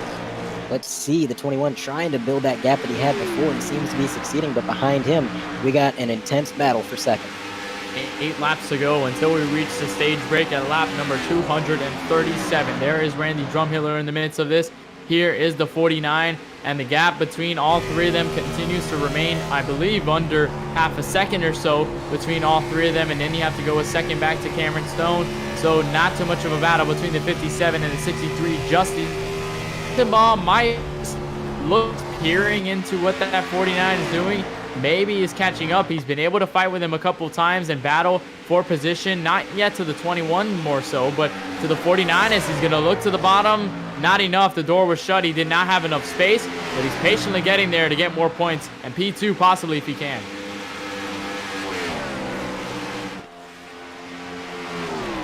Still single file as we approach the final laps of this stage. There's Kevin Steele, Wayne Grassi, Victor Williams. It's a 3-car train starting with Cameron Stone. They're all 3 working in Ford, Chevy, and Toyota. All 3 different manufacturers represented in that train. There's Delaney working all together, and you see how different the dominance of the top 3 have been to the rest of this field. Already 2 seconds between them and these guys right here to Cameron Stone in 4th. So much separation, and they're all going to try and scramble with each other as now we're 4 laps left to the stage. Tanner Love still off front, dominating. Absolutely, and this battle for second place hasn't really died down too much. Hicksenbach still trying to get up into P2, although I think his hopes of getting into the lead for the stage are pretty much sailing away into the sunset with this 21. But into the corner they go. Hicksenbach sailing it really low, running a very low line compared to the car in front of him, and unfortunately I just don't think the grip is there to carry him through. You're on board, you're seeing what he is seeing going into 3 and 4, and you see the different arcs that they're taking, and a little bit higher up the racetrack trying to diamond it off. You see the time now separated between him and the 49. And it's pretty you said sunset there with the 21 sailing into the sunset. I'd say that's probably the most fitting thing to say with the 21 with his paint scheme. It kind of looks like a sunset backdrop on his race car with the fading colors looking like the sun is dipping below the horizon. And here it still remains the battle as the 57 slow off of turn number 4. Kevin Steele is going to look to the inside and possibly take over P4, and he does. So give that spot to the 44 along with the 07. They'll take killing 2 birds with 1 stone, I'd say. That's not a pun to Cameron Stone's name, but still passing by as the 7 Wayne Grassi is now going to try and pressure. I think the 57 just had a little bit of a struggle, maybe just loose and trying to back it up. Yeah, his tires could have been a little bit warmer than everybody else's. You know, he got that wheel spin on the restart, and sometimes that heat carries over if you don't give them time to cool down and take it easy for a lap or 2. So I could see him getting loose out of the corner very easily, but unfortunate for him as he's tried so hard all race long to get back up to the front where he started, and so far it just hasn't come to fruition. But now a massive gap from 3rd back to 4th with a 3-car breakaway, and the stage caution has flown. And there it is. Stage 2 is finally over, and that'll give the victory to Tanner Love. He'll be the Stage 1 and Stage 2 winner. Second week in a row we've seen driver sweep both stages, and we'll see if he carries that on to a race victory as soon as we get to lap 400, I would say, lap 238. Still a long way to go. It just passed halfway. So the caution is out. Everybody will stay stagnant. The field will be frozen. They'll take the pace car on the back straightaway, and we'll see whether they all go down pit road. I'm assuming they will, Andre. But like we saw some split strategy earlier. Would you expect to see some more split strategy happening now late race? Most definitely. We had a caution not too long ago, and with this really long 3rd stage, it's a viable strategy to try and stay out on those 10 or 11 lap old tires and maybe make something happen and try to stay out until the next caution, or until the car just it doesn't have enough fuel or enough tire to make it any further. But staying out is a viable strategy. Despite that, it looks like we got a large pack coming down pit road. The usual suspects, Bryson Hicksonbaugh, Tanner Love, and Cecil Green, making their way down pit road for 4 fresh Goodyears and fuel. And let's go ahead and see if this can be a clean pit sequence with no issues. So we'll see if the top 4, or at least the top 3, remain stagnant like they have been every single time we dip down pit road. There's Cameron Stone in that first pit box. Bryson Hicksonbaugh into the 3rd. You see Tanner Love and the 49 just a couple pit stalls back, but nonetheless, they will be able to get the charge. 21 will come off as your race leader, and the battle between 3rd will stay the same, but Kevin Steele breaches into the top 4. Victor Williams now, and Cameron Stone stopped on pit road. Not sure whether that's a penalty or some what have you, but stopped on pit road, definitely losing a lot of time here in a lot of spots. Yeah, I'm not sure what happened there. I would think if he sped, it would be a stop-and-go penalty, but he is just sitting in his pit stall, so maybe he had some damage that we weren't aware of that he's trying to fix, or maybe something has come up. We'll update you once we know what the story is, but man, that is 2 times now that a pit sequence has come to bite Cameron Stone. Anyways, Ken, how about you go ahead and bring in our stage winner and see what's going through his mind. Stage 1 winner, stage 2 winner. That's Tanner Love. We're going to bring him in and see exactly what his thoughts are now that he's got the 2 stages under wraps, and now he's going to go into this 3rd stage, dominating this race. Tanner, welcome back to the 3Y TV booth. You got a copy with us? Yes, sir. Yes, sir. All right, Tanner, you're a stage 1 winner and you're a stage 2 winner. What's your strategy now going into the rest of this run, knowing that you don't have any cautions to fall back on and it might just be green flag from here on out? I'm just trying to see, just try to have the tires underneath me. I don't want to wear them too much. Hopefully, get on pit road just right, and try to stay consistent through this last little bit. And you certainly have showed the rest of the field that you are certainly one of the drivers to look for, at least through this series. That you and your teammates have started this race with a bang, and you guys have been up front all race. Has the connection or the chemistry really grown between you and your teammates? You guys are working together so efficiently and putting this to plan perfectly right now. Yeah. Big thanks to Cecil and Victor and the rest of the guys over that we got at F5 Motorsports. Work hard on these setups every week. Great group of guys to work with, and we're just excited for what's to come, So we got a great set this week, and it's fun to drive around here. It's a blast. Well, we're having a blast watching you and put up a fight and all those guys up front. So we wish you luck through here on out through the rest of the race up to lap 400, and we wish you luck through the rest of this race, man. Yeah, I appreciate it, man. So we'll bring him back into his team communications channel, and he is your stage 2 winner. So we've had, like he said, been working so efficiently with his teammates, Andre. Cecil and Williams, they've all been in this top 10. At least they've been somewhere in notice. You look into this top 10, you're going to find one of those drivers up here today. We pretty much been in full view of these guys all race long. Do you expect it to continue on through a longer run, or maybe you might see some shakeup, especially if we start to get more yellows on our side, or possibly maybe even the long green flag run with green flag pit stops? Well, knock on wood, I don't want to bring the commentator's curse upon anybody, but barring something exceptional happening, I just don't see anything changing. This team has been so strong all night long. Like you said, the entire team pretty much within the top 10 for the majority of the race, only the beginning of the race where they were a little bit further back before they had worked their way to the front. And ever since then, it has been pure domination on the track, on pit road, on the restarts. I have failed to see any portion of this race that these guys are faltering on, and yeah, it's going to be tough for anybody behind them to try and capitalize on any mistakes and get around them.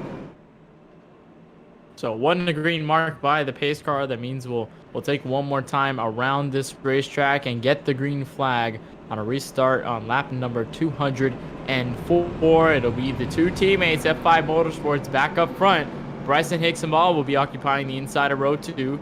Kevin Steele has moved up to the outside of row number 2, so he has gained spots along the way as well. Wayne Grassy, Jonathan Delaney will be into row number 3. Dave Fugue and the 30 of Randy Drumhiller will be into row number 4. And then further back, you have to look back to Stone, who had that situation on pit road where he stayed down there for a long period of time. We'll see if he's able to stay in this race, and he's further back in this group, so we'll see if he's able to pick up all the positions like he did in the earlier segment of this race. Off of turn number 4, the two F5 Motorsports teammates will lead the field back to the green flag. Great jump by the 21. He'll easily gap the rest of this field. A side-by-side between Hicksonball and Steele will happen as the 49 will try to defend both of them. We'll see if they're able to gain spots now. That 2 wide is exactly what Tanner and Cecil want to see, because that is going to hold Hicksonball up and keep him at bay. And it looks like the 04 Fugue has gotten into the wall. That's the second or third time that's happened, unfortunately for him. Just a rough night. But he's going to gather it up and hopefully keep it straight. He's got the 9 car behind him who he's had issues with earlier in the race, so that might be something to keep an eye on. But right now, everything seems to be settling down, and they're hitting them single file as the stage progresses.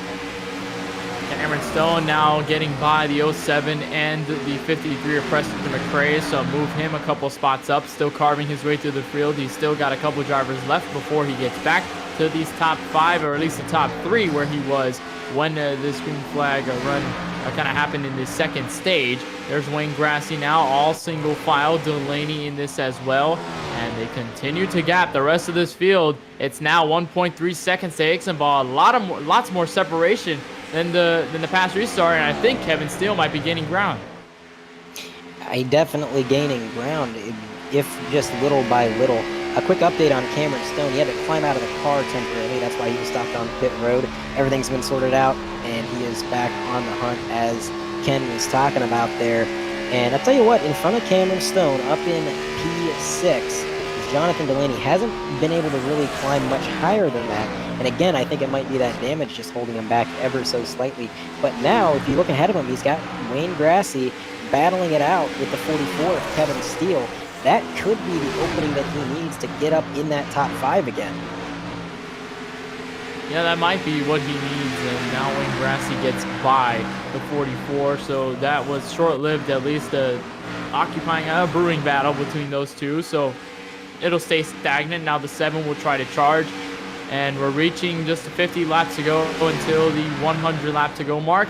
Here's a trifecta of cars, starting with Drumhiller, and there goes Preston McRae, who was a lap down, got the lucky dog back in, and he's back into the top 10. So much like Ryan Samuelson, another easy run to get back into the lead lap and at least contend for stage points at the moment and actually just get a better run. The top 10 still great in the point standings, as Cameron Stone will have to fight between himself in between Delaney and Williams on turn 3 and 4.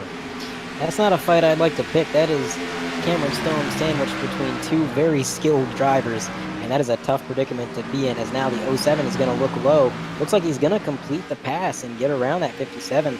So we've seen a lot of great maneuvers by that 07 tonight. He has plenty of speed. If he could just get up to that number 7 of Wayne Grassy, maybe he's got something. But speaking of Wayne, I tell you what, man, I am impressed with him. He has worked his way through the field. He has dodged wrecks. He's done a phenomenal job on pit road, and now it's all paying off because he is closing in on Bryson Hicksonball for a podium position, which at a track like this is nothing to scoff at. So a good run so far tonight for that number 7 car.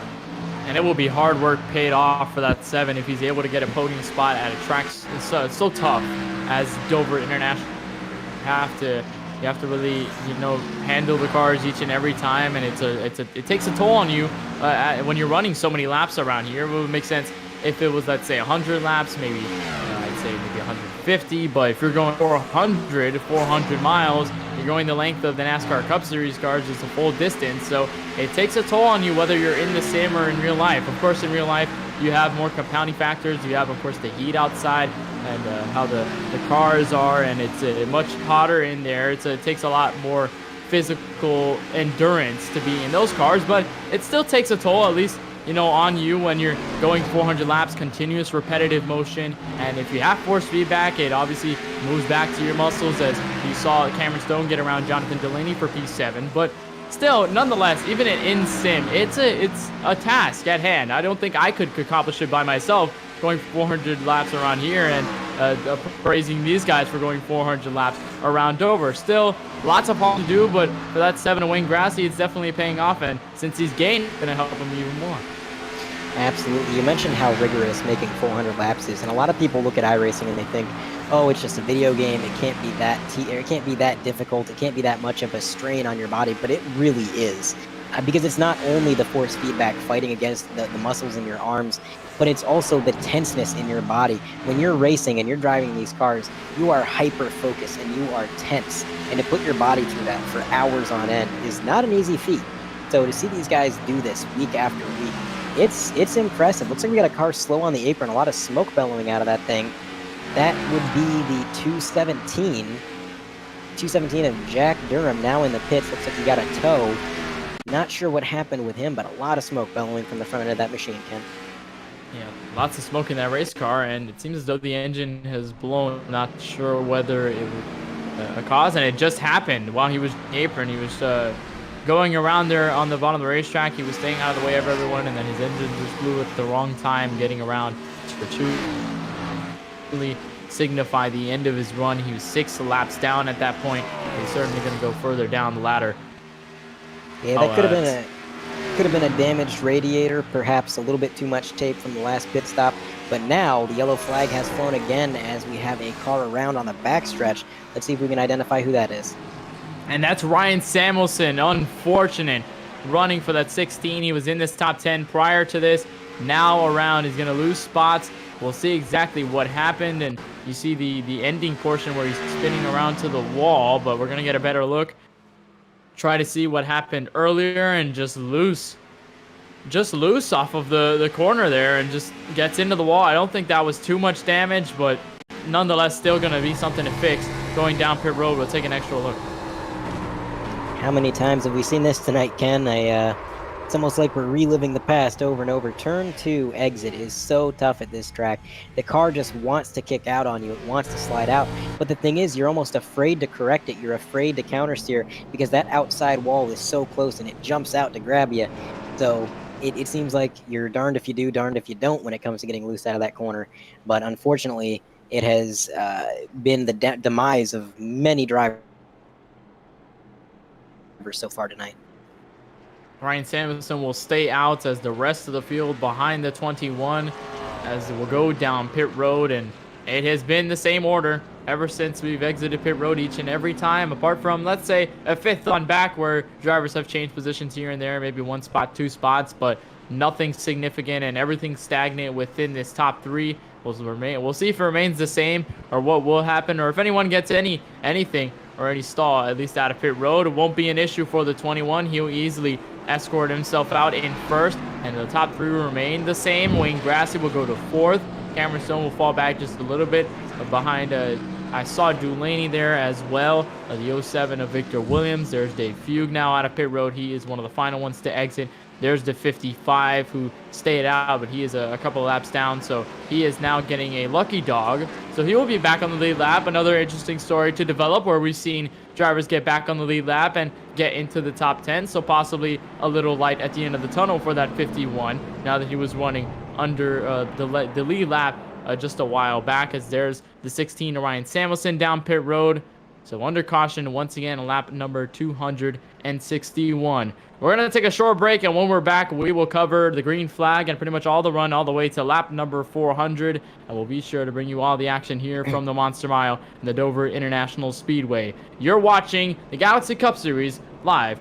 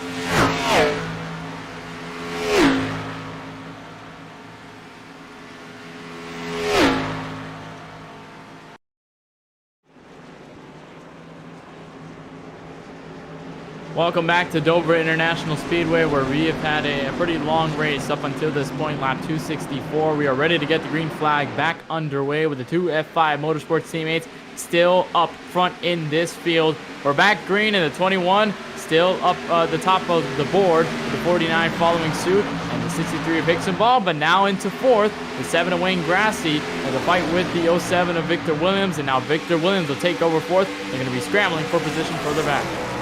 Yeah, not the best restart for that 7 car. Definitely not what he wanted to see. So he's going to drop back a spot to that 07, like you'd mentioned. But I'll tell you what, if I'm Bryson Hicksonball, I'm sweating a little bit because that 07 has had so much speed all night tonight. And now, charging through the corner, closing the gap even more through 1 and 2. I don't think it's going to be very long before he's challenging for that podium position, Ken. F5 Motorsports looking for a 1-2-3 effort. If the 07 is able to get by the 63, he has yet to do so. Hasn't found the opening just yet, but if anyone has been more vulnerable through these later portions of this race, it has certainly been that 63. We haven't seen the 21 or the 49 fall to any sort of pressure or really any sort of drivers behind them, but that 63 has been close to losing that third spot a couple of times now from a handful of drivers. We saw him a little further back battling with 7 of Wayne Grassy. Now is caught up with the 07 of Victor Williams, who's slowly approaching. So possibly a position change for P3 could happen and break up the guys in the top 3 that have been pretty much there all race long. Right, you mentioned that he has been challenged for that third spot several times, but every time he's managed to keep him at bay. It seems like that is the story of Bryson's life, especially coming off of Watkins Glen, where he had to fight his way through the field and defend his position late in the race. And now there goes the 07 right up into P3. So that team is now 1, 2, 3 with Hicksonball behind them. And what an impressive showing from them that it has been, especially for the team's league debut. But I think we're going to see, a little bit loose. 07 got a little loose coming out of the corner. But as I was saying, I think we're going to see these long-run setups come into play as we go. This is obviously very early in the run. So what we're seeing right now might not necessarily be the story of the race later on. Yeah, it certainly won't be. Certainly storylines will start to change up. We'll start to see positions start to take into effect.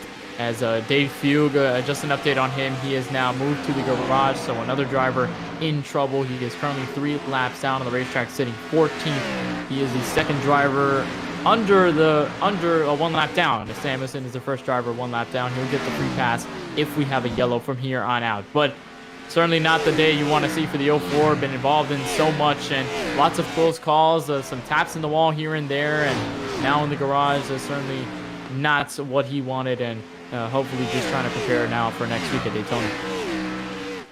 Absolutely, and Daytona is going to be a wild card for all of these guys. I mean, these plate tracks, I mean, we all know what they are. They're kind of a lottery. Anyhow, up at the front of the field, it looks like the gap is closing up. Hicksonball has fallen back, but look up front. We got these top 3 closing in on one another as these laps progress. Now, I'm not sure how much they're going to fight for it or push each other. They are teammates after all, so maybe they're just going to be content with where they're at and slot in, but who knows as laps wind down. If you're in P3 or P2, maybe it doesn't necessarily matter that it's your teammate in front of you. All that matters is that the trophy is in sight and you could potentially grab it. Yeah, and maybe if they're gaining time on the rest of this field, now 3 seconds to Hicksonball in 4th, if they're just able to get all that time back, maybe they could just have a little bit of fun, trade positions along the way without kind of stalling their own runs, maybe. And we got a huge crash down the back straightaway. That's Preston McRae, Joseph Lester, the 16, Ryan Samuelson, I think got a piece of that as well. But a caution on lap 275 breaks everything up. There's Eric Wineland in the group. I saw Joseph Lester there as well. And a huge pileup. I think that was the largest wreck we've seen all night long. It involves a couple of drivers that were in this top 10. We'll take a replay on how it starts. It goes right there with the 9 of Lester getting into the 31, and then everyone piles in after the 55, having to barely get around that one. Had to slam on the brakes to prevent hitting the rear of that 31. As here's a look at the contact on board with the 31, and then into the 53. The 16 slides in. Boy, hard contact. That was the largest wreck we've ever seen all night. Yeah, I mentioned earlier tonight that we've seen a lot of lucky misses. We've seen wrecks happen, and the drivers behind them are able to kind of just barely escape getting involved. But now it seems like that luck has run out because that happened coming out of turn 2, which is kind of a blind spot for a lot of these drivers, and they just didn't have anywhere to go. So multiple cars piling in behind that 31, and I really hate it for that 53, Preston McRae. You mentioned earlier he got that lucky dog back to the lead lap, and he was fighting his way towards the front, and it's always frustrating to give it your all, put in so much effort, and then just have it coming crashing down via something that really is out of your control. So tough break for him, but a lot of these guys are going to come down pit road, and the running order is going to shake up quite considerably. What do you got, Ken? Well, the 21 continues to stay out front, and Hixenbaugh gains the spot that he just lost. The 07 did not have a good pit stop whatsoever. He will fall back a considerable amount of positions to some of the drivers that he was fighting with, at least in terms of Kevin Steele, Wayne Grassi, Cameron Stone, John Delaney. So he is falling back a little bit further. So that at least helps Hixenbaugh just a little bit more now that he won't have to deal with another car to get by. He's just going to have to stick with the top 2 that he's been trying to figure out to get around them all night long, and he hasn't been able to do so. But yeah, at least he's been stable there and been able to keep himself where he's at. So now that he's not behind that car anymore, it'll help him dramatically, as some drivers who got into that incident are now down pit road, and possibly something for that 07. Might have been a penalty there, Andre. Yeah, we're not entirely sure if he got a penalty. We will update you once we hear word for sure. But if it is a penalty, man, that is 2 tough breaks via penalties tonight. First Cameron Stone, and then the 07 as he was on pit road for an exaggerated amount of time. I'm not entirely sure what happened, but tough break. We got a replay. Let's see what happened here, Ken. And we're going to try to find the cause of what happened with the 07, whether something might have happened, but I don't think we really have anything. Might have been just a penalty, because if he's all the way back there and if he's letting spots back to the rest of this field, I'd assume it would be a penalty, considering this is the exact situation that Cameron Stone was in when he got off of pit road. But I think it's a good time to at least try to get something in, try to ask him a couple questions, and see exactly what happened. Maybe it was a penalty, maybe it wasn't. We'll just have to find out. We'll bring him into the booth. Andre, I'll let you take this one away. Alrighty, Victor Williams, you got a copy, bud? Yeah, I've got you. All right, so it looks like you had a little bit of issues on pit road there. What happened, man? Nature calls. Ah. You are not the first so far tonight. Well, hey, it looks like you got a fast car out there. You and your team are absolutely dominant. What's your strategy for the rest of the night? Just ride it out with your teammates and, try and work together, or are you going to try to go and get it for yourself? I'm really just gonna basically not try to cause any problems for the people that are contending for the championship. I don't know exactly what's all going on, but I'm just riding and trying to stay out of trouble. If it comes my way, it comes my way. Alrighty, well, you can never fault playing it safe. Usually the smart call at a tough track like this. We appreciate your time, and we wish you luck in the rest of the race. Thank you. All right. So that was Victor Williams with his pit road dilemma. Gonna try and work his way back up through the field. He can definitely pull it off with the speed that he's shown tonight. But it's gonna be a tall order with some of these drivers ahead of him. Cameron Stone, Jonathan Delaney. He's gonna have to work his way through him, and now that's gonna open the door up to Bryson Hixenbaugh back into the podium position, like Ken had mentioned. And again, I keep saying it, but it's the truth. I think these restarts are the most crucial parts of this race. If you can't get that good restart, if you can't get that jump, it just seems like there's no way to make up for that. So we're going to see if some of these drivers can maybe catch on to the strategy and the restart tricks that the 21 has been pulling, and maybe try to stay right on his bumper for these restarts. Yeah, we'll see. It's been crucial, especially with the top 3, that they've been able to get such good starts to the point where they lock themselves pretty much ahead of the rest of the field, and they don't have to worry about anyone charging, and it's usually just side by side, mostly between Hixenbaugh and a driver to the outside, or just usually sometimes the roles reverse, but Hixenbaugh has always been able to get by them, so it's never been a huge issue. But if you mention the restarts being key, if anyone can get a better restart or at least hang with the way these drivers are, maybe take the trend on what that 21 is doing, then potentially they could have a shot at being side by side with either Hixenbaugh, or maybe giving a little shove to that 21, or or to that 49 if you're Bryson Nixon, maybe expecting it a little more. So maybe you kind of have that in mind, and you're going to try and implement that into this next restart. You're on board with him. We'll see just a little bit whether he'll be able to do it. So pace car will be off of pit road. Once again, the team that has been dominating all day will continue, and they'll get another great start. Not enough for Ixenbaugh to get close enough. He'll slip into third in single file. Will be green once again on lap 279. So got a long way to go till we get to the end portion of this race, as the battle between Cameron Stone and the 7 of Wayne Grassy heats up. I tell you, I feel like I'm watching Groundhog Day with these restarts, just the same story over and over and over again. That 21 is so good at these restarts. I mean, and you got to commend that ability to be able to get such a quick jump without spinning your tires. It is a skill that a lot of the even more talented drivers pick up later and later in their driving careers. It's not something that people pick up right away. So fantastic job by these guys. Now Bryson Ixenbaugh falling back a little ways here, and behind them it looks like we got a little bit of a battle between Joseph Lester and Drumhiller. They've been together quite a bit tonight, racing together, bumper to bumper, door to door. And Cameron Stone in the field there, you can see him behind Kevin Steele, trying to get back up into P4 where he was before. But I'll tell you, Kevin Steele's had a lot of speed tonight, a lot of consistency. We don't call him Kevin Consistency Steele for nothing, and he is closing in on Ixenbaugh. That speed is helping him, and that consistency is putting him to the front of this field. Yet again, another challenger for that 63 to face off against. He's had it a couple times tonight. He fell to the 07 of Victor Williams, but now he's going to have a challenge with the 44 if he's able to get close enough. And you can see from the onboard of that 44 the huge gap between himself, Ixenbaugh, and the top two. Now 2 seconds between themselves. Boy, you just can't go in this race without talking about the dominance they've had, where they've just been the tandem all together, just working up front, and their setups have been truly marvelous in putting them so high up in this field that they've been able to gap up and be a little more comfortable in where they've been running to the end portion of this race. Here's a battle. There's Victor Williams to the bottom of Randy Drumhiller. Gonna go for position at number 7, and he'll take it easily on the bottom side, and not much contention like we've seen from the top. There's not much to work with in terms of the lanes.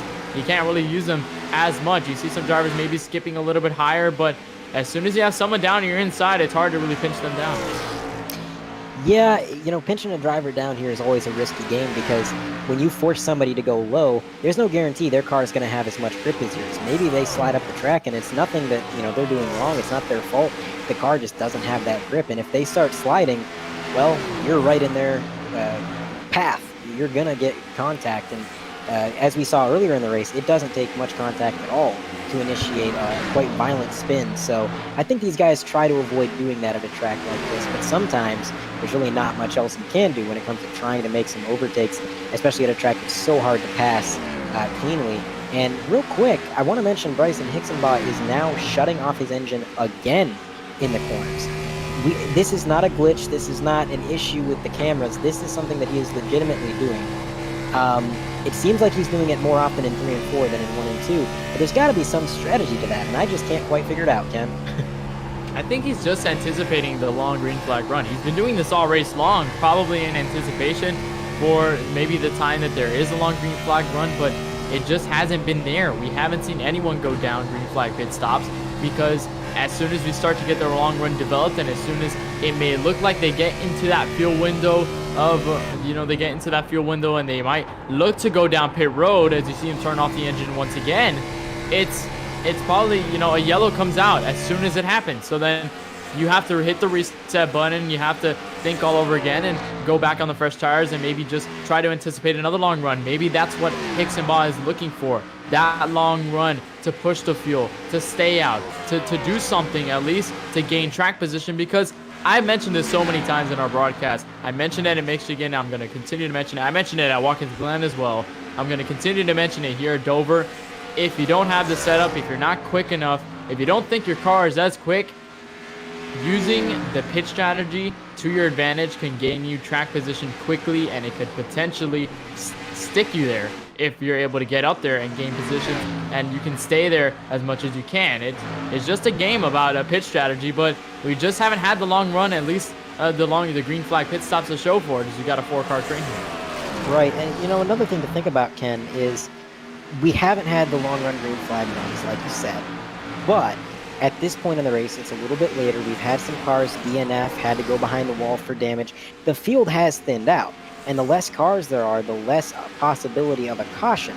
So maybe that's what Bryson's thinking about here when he's shutting off his engine and doing everything he can to conserve fuel and equipment. So maybe he sees that this field is thinning out, and he predicts that there's going to be fewer cautions, and maybe we're actually going to get a set of green flag stops. Yeah, and really, you saw how much he was doing it. He was turning his engine off in certain spots, and then at some points he just wouldn't do it. So possibly, I've been thinking about this. At least I've been watching the 63. It's just possibly a pattern he's using, because when he was doing this early in this race, he wasn't really losing time to the guys behind him. He wasn't really falling back too much. He wasn't falling to the clutches of the drivers behind. So maybe this is just what he's doing in terms of the fact that he won't lose time on the racetrack, and that he'll stay where he is and keep a stable position to that point where he's able to save. He won't lose that time. He won't lose that ground, and he'll be in positions where your car is more off throttle, or you have to stamp on the brakes a little more. So using that, at least trying to analyze where you can and can't save, that's probably what he's trying to do. And in terms of just not losing time, and it's proving effective. But like you mentioned, if we don't have the green flag pit stops, you can't really make it work. It won't really come into fruition, as the 57 makes a pass for 4th over Kevin Steele. Another easy pass made, so move the 57 up to the highest spot he's been in all race, apart from the pole position, as Wayne Grassi is now under fire from the 07. Might have gotten loose off turn 2. They'll do battle side by side as we approach. Now just 100 laps left in this event. Right, and into the wall goes the 07, substantial contact. That's going to give him some damage on the passenger side of that car. Tough break for him. Yeah, you can see the right front of that hood is definitely pushed up. That's going to be some damage he's going to want to repair next time he makes it down pit road. And hopefully that's not going to slow him down too much until he can do that. But I think that's just a consequence of too wide racing here. We've said it time and time again. It's so hard to race next to another guy at this track. It's so narrow and so one lane. Even the most talented drivers on this service will find it to be quite a challenge to do something like that.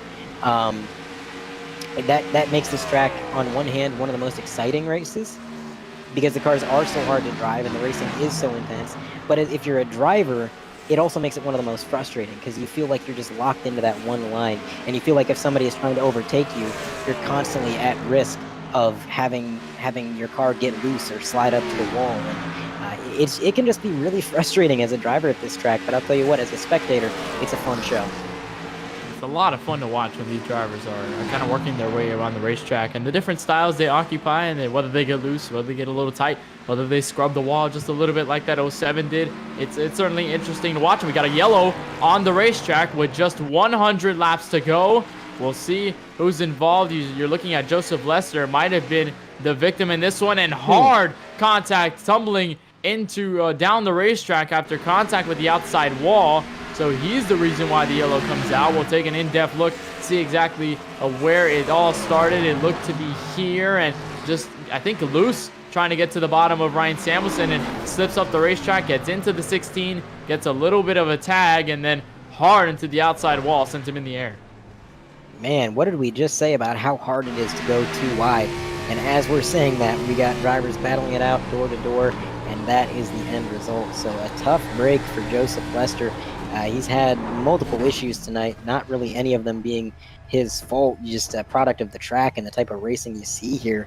But he's going to be taking it back to the garage, quite literally and figuratively, and his day is done. So the leaders are making their way down pit road. What do you see down there, Ken?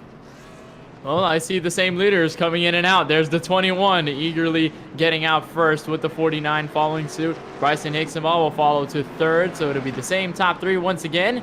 But Cameron Stone gained time off of that. He will be fourth. And then Kevin Steele, Wayne Grassi, Delaney, then Drumhiller will follow suit. And that'll be the drivers off of pit road into this main pack. I believe we just had 12 or so, I believe 12 or 11 drivers under one lap down before. And we just had 11 drivers, I'd say, on the lead lap. But here is your race summary of what we have so far with just 100 laps left in this race. We've had 12 yellows, so lots of yellows spread out through this race. 56 laps. We've had them under the yellow flag. Average pace seems to be around 23 seconds. So I said earlier in the broadcast, are going 21 seconds, maybe 22 around when I looked at the qualifying times. But so obviously when the drivers start to slow down a little bit due to tire wear, it goes down to 23 seconds, still considerably quick, 171 miles per hour. And our fastest lap of the evening has gone to the driver who has been in second place, Cecil Green. Even with that dirty air, very, very fast. We've only had 3 lead changes this evening. So lots of things to look at. And fastest lap by Cecil Green, I think that's a good accomplishment, at least, you know, knowing that he's been in second for a good portion of this race, and he had the lead at one point. So quickest lap, a very good accomplishment for him in that 49. I tell you what, that's a scary thought that, you know, there's a driver out there in that 21 car who's been dominating, and yet he's not even the driver who set the fastest lap. I think if Cecil Green can get to the lead, if he can get to the point, he is going to be an absolute force. To drive that fast and get the fastest lap in dirty air, that is absolutely insane to me, especially at a track like this. So, man, what a showing from that brand new team tonight. And I mean, they're showing why they deserve to be out here, and they are showing this league their ability 100%. I think you should probably open the palm of the monster on the statue a little bit just to fit those 2 cars, since they've been so dominant all night long. You know, put them 2 up there. They've been the MVPs all night long, along with Hicks and Ball. Not to discredit him, he's been up here this entire race, so you can't discredit those 3. Those 3 have been the big 3 in this race so far, and they have certainly not let up. It's always been a shuffle for 4th, 5th, all the way back between the same guys, though. We're seeing Cameron Stone in this mix. We're seeing Kevin Steele. We're seeing Wayne Grassley. We're seeing Victor Williams. We're seeing lots of drivers in the same group that are just kind of shuffling positions here and there and gaining, losing spots, maybe 1 or 2. They've always been within distance. John Delaney in there as well. Drumhiller, I'd say, we haven't talked about him much tonight, but he has been also in this battle as well. You also can't count him out, since he's been in the fight considerably. He's been within this group. He saw what these guys have done, the passes. He's made passes himself. He's gotten passed by guys, so he's been in this battle as well. It's always been everyone pretty much 4th on back. It's never been anyone in this top 3. Absolutely. And you know what? Another thing I'm looking at here, Ken, is Victor Williams is back to being the first car on the lead lap, all the way back in, or the last car on the lead lap, I apologize, back in P10. So he is on the lead lap, but he's the tail end of that. But he did have the opportunity to pit and repair some of that damage he acquired, which I believe he did. And we already know that car is fast. So, bold prediction, I think you're going to see the 07 of Victor Williams back up in the top 5 before too long.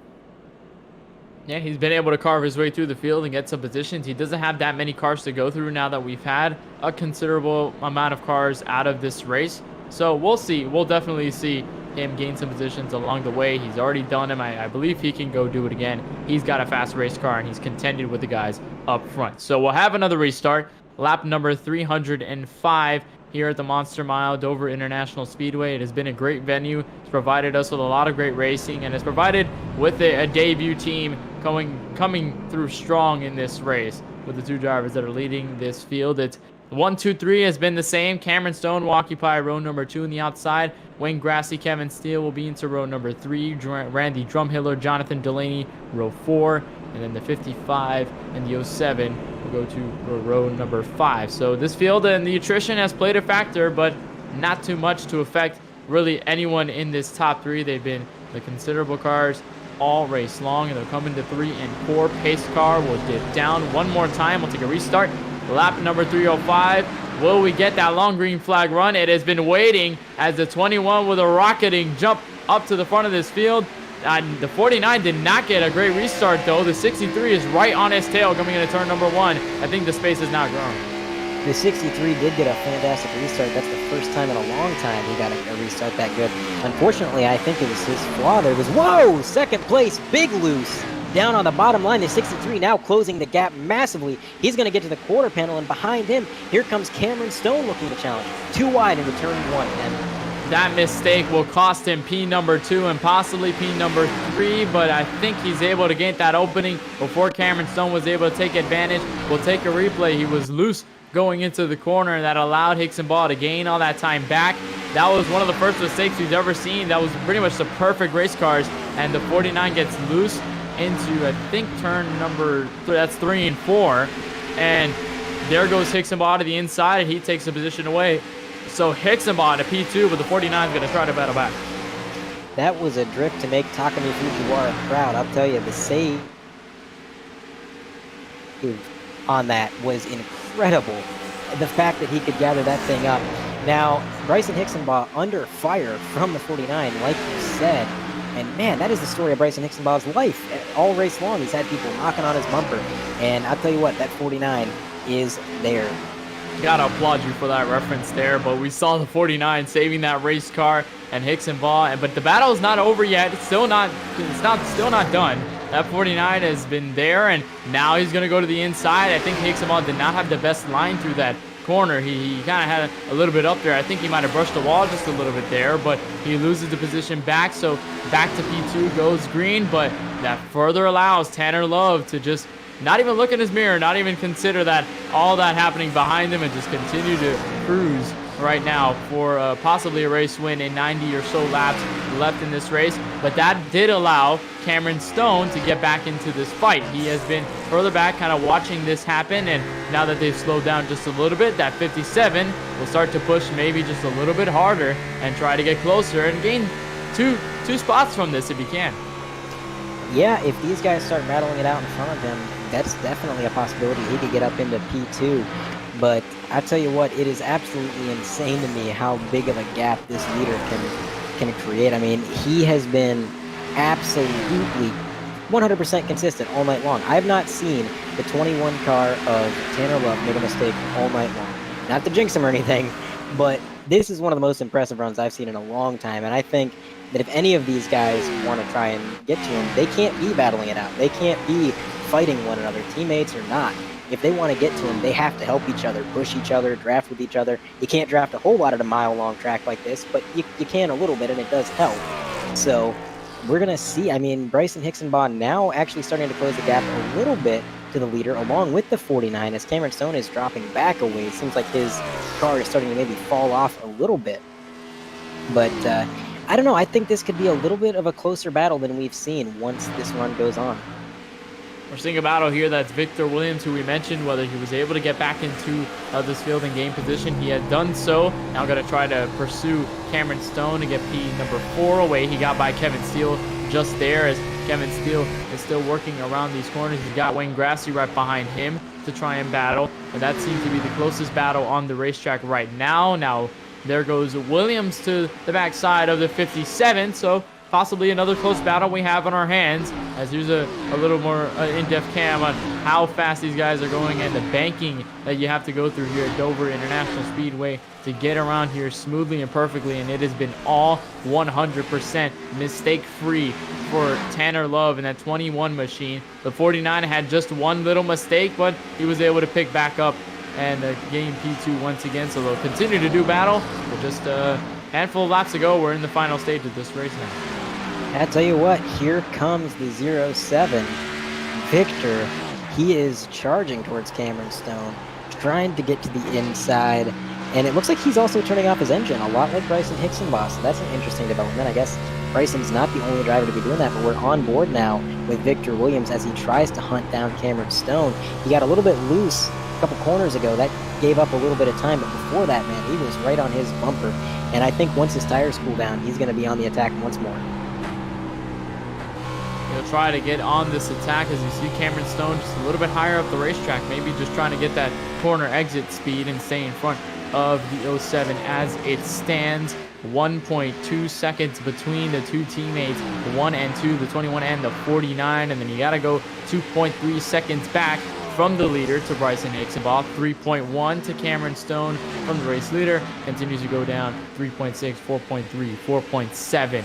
That seems to be one of the closer battles. Kevin Steele, Wayne Grassi, they are close together on the racetrack. And one of the closer battles, they're just pretty spread out. I think this might be just the opportunity for that long green flag run maybe we were all trying to expect, maybe we were all looking for. I know I keep kind of spreading out hope here, but it could still happen. Still within the realm. It's not too short of a run. We still have a long way to go. So it's still in this conversation at least. It's just a point on it, whether it will happen or whether it's not. We've had the cautions to splice everything through.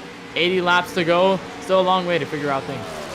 Well, you mentioned earlier during our race recap that at that point we had 12 cautions. It's got to settle down at some point, don't you think?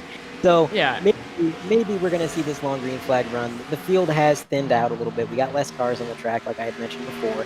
And I think a lot of these guys want this green flag run. Not many of these guys, except for the guys further back, really benefit from a caution coming out right now because most of these guys have setups that are hinged on these long runs or even strategies that are hinged on these long runs, like Bryson Hixenbaugh, like Victor Williams, who are going so far as to shut off their engines on corner entry. These guys don't want a caution, so drivers like that are going to drive cautiously, they're going to drive safe, and they're going to do everything they can to keep the green.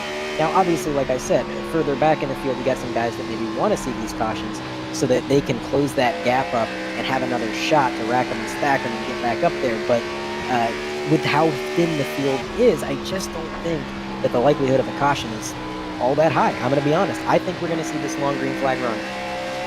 we saw attrition through this field, and we're seeing it on the drivers on the lead lap. Now Ryan Samuelson is the first car a lap down, and that moves 10 drivers into this lead lap. And the 55 is the final driver on this lead lap. As you see, Cecil Green getting around Eric Wineland, who's a couple laps down, just trying to preserve what he has, try to get a 14th place finish out of this, or maybe gain something more if Lester's not out on track. But there's still the gap. It's now down. It's now up to almost 1.1 seconds between the 49 and the 21, and it's still it's still there, Andre. I'd say still confident. I think the attrition, it certainly gets to these drivers at some point. When you're racing with a lot of drivers, and as soon as drivers start to get into wrecks, when drivers are out of this race, when they don't really have a shot, then you'll see lots of spreading out like we see here. Not too many battles on the racetrack, but then you see, lots of, since they're so far apart, you don't see drivers making contact.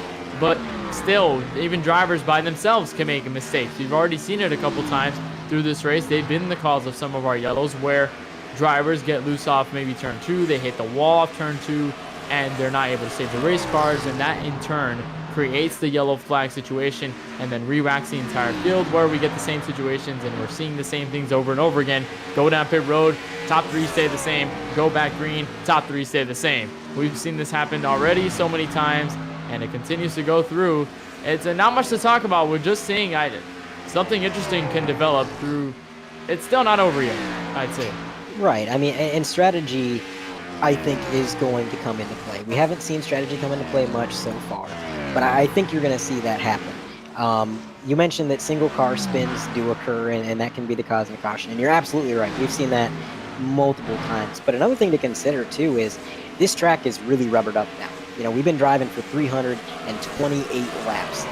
That is only adding grip to this track. So single car spins even become less likely as the race goes on. So it could go either way. Maybe we get a caution, maybe we don't. I know a lot of these guys are certainly hoping that we don't see a caution.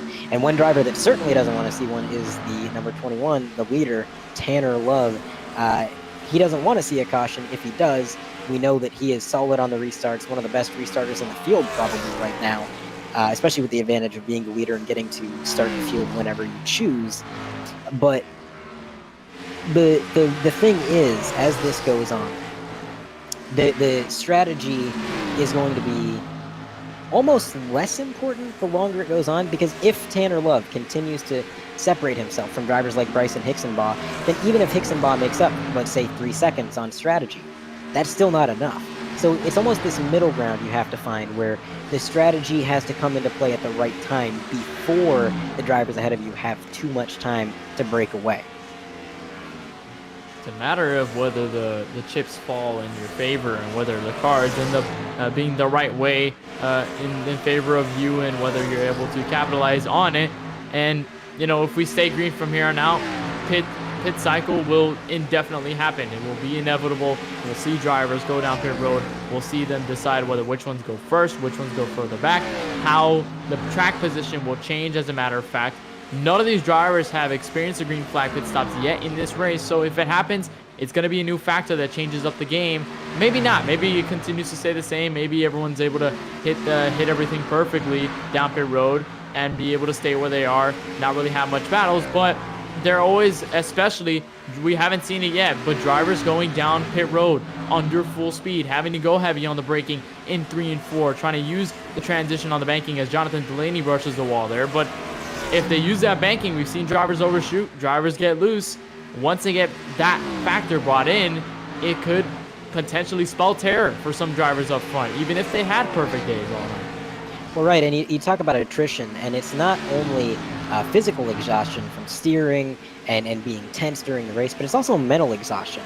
These guys have been turning laps for several hours now, and at that point, you start to have these lapses in concentration. You start to have these sort of, mind blank moments almost. And coming down pit road of this track, we already talked about how difficult it is, how it's one of the most difficult pit roads on the circuit. You have to be so precise. And these guys are going to have to be on their A game if we get this green flag pit sequence to hit the braking zone, make sure that they're clear and out of the way, to make sure that they carry as much speed as they possibly can. It's going to be a tough challenge to overcome. Definitely going to be something we're going to watch for as this race progresses, but I think right now will be a good time. We weren't able to get to a crank it up really the entire way through. We had a caution right to break it up in the middle, but I think we'll just try to take a second shot at it. We'll go crank it up and you'll hear all the sounds turned up to 11 from Dover International Speedway.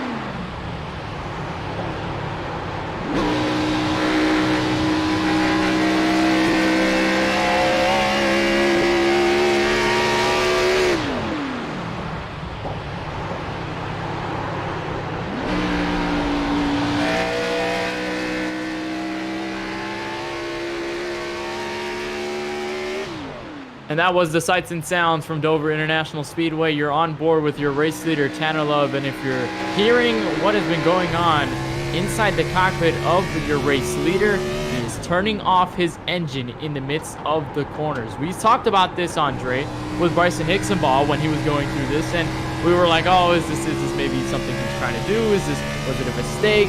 And now it's proving not to be, because now other drivers are following suit as well. Absolutely. We noticed in that crank it up that almost everybody is trying to shut off their engine, hold in the clutch, do whatever they can to save fuel. So that tells me if everybody's trying to save, but this is beyond a simple strategy call. This means that they are all extremely close on fuel mileage. So who knows? We might have some drivers run out right at the very end, and that would be one of the biggest shakeups we've seen all night, Ken. Yeah, if we stay fuel mileage all the way to the end, it's all dependent on whether who runs out first, or if anyone even runs out, they save enough to stay to the end of this race and try at least not to go down pit road, stay there for the most part, and try their best to stay out front. The 21 has that gap, so he has a little time to kind of shake off. If he maybe loses a little bit, it won't be too big of a deal as he goes past Preston McRae. That puts him 2 laps down. So now 9 drivers are left in this lead lap. Gullett in the 55 has been put a lap down, so the 7 of Wayne Grassy is the final driver on this lead lap. Cameron Stone still falling back. I think he lost the position to the 07, or maybe we just talked about that earlier. As long as this run has been very, very lengthy, but still everyone all spread out together. There's not really the close battle. I think the closest battle is just within probably 6/10, and it's between that 07 and the 57. They are the closest drivers on the racetrack. And then it's usually everyone else throughout is maybe a second, 2 seconds, up to 4, up to 6. If you're looking at 7th and 8th, just about just 15 seconds, and then 20 seconds. So that's 5 seconds between those two. So lots of difference, so lots of gaps around this racetrack. And the fuel situation just continues to get more interesting. We keep thinking about what is happening, and whether if they're saving fuel, how much are they planning to save? How long do they anticipate they'll stay out? Are they going to try to push this to the end? Are they maybe keeping it safe and maybe just trying to save a little more so they can stay out a little bit longer? And maybe if the green flag pit cycle happens and drivers end up going down pit road, then drivers maybe can stay out a couple more laps, get track position for the time being, and then do so. As you see Eric Wineland coming out of pit road, he is currently 52 laps down, so he is getting his service. He comes back out on pit road. But Andre, it's just a question. I think it's just a big question mark right now from here until the end of the race. Right. I mean, if I had a crystal ball, maybe I'd have some answers, but this is a huge question mark. Like you said, we might see drivers run out. Maybe they're just saving so that, like you said, they can try to go a little bit further. But as it stands, we can't hear the drivers. We don't know what the strategy calls are. So this is going to be really interesting to see what happens. You mentioned Wineland coming out of pit road. This is not the return to form that he wanted to see, and I don't think it's the return to form that we expected to see. He had a rough weekend at Watkins Glen. I've heard down the grapevine that his setups just haven't been there for him lately, not the way that he prefers his cars to handle, and I know his hopes were pretty high coming into Dover, and now just a bad night going to worse, and then even worse beyond that. So tough break for Eric Wineland, and we hope to see him do well in the coming races. But the laps are winding down, and we are 50 to go in this endurance event here at Dover. And right now, like Ken said, the closest battle on track is between Cameron Stone and Victor Williams, but even they got a little bit of separation between them. Although, Ken, one thing I've noticed, Cameron Stone is one of the few drivers not shutting off his engine. So maybe he's got a little bit more fuel, or perhaps he's already saved. Yeah, or possibly he's just trying to play it safe and go down pit road when he has not enough fuel to get around, and maybe he might be, or maybe he is saving enough. Maybe he did save enough. Maybe during those yellows, you can shut off the engine, save a little fuel along the way. Possibly something that the 57 could be doing as a kind of a trick up his sleeve to gain position that way. But we've got 48 laps to go. We're heading to the final segment of this race, at least all the way to the checkered flag. It doesn't appear that we'll have a yellow from here on out, so it'll be just green flag racing all the way through, unless maybe one driver slips up, maybe has an incident by themselves, as there's Randy Drumhiller, who's the last driver on the lead lap. So now just 7 drivers on the lead lap. Steele is the final driver, 17 seconds back. And through this green flag run, you're already seeing the sheer amount of speed between, as there goes Victor Williams down pit road, possibly starting that pit cycle here with 47 laps to go, Andre.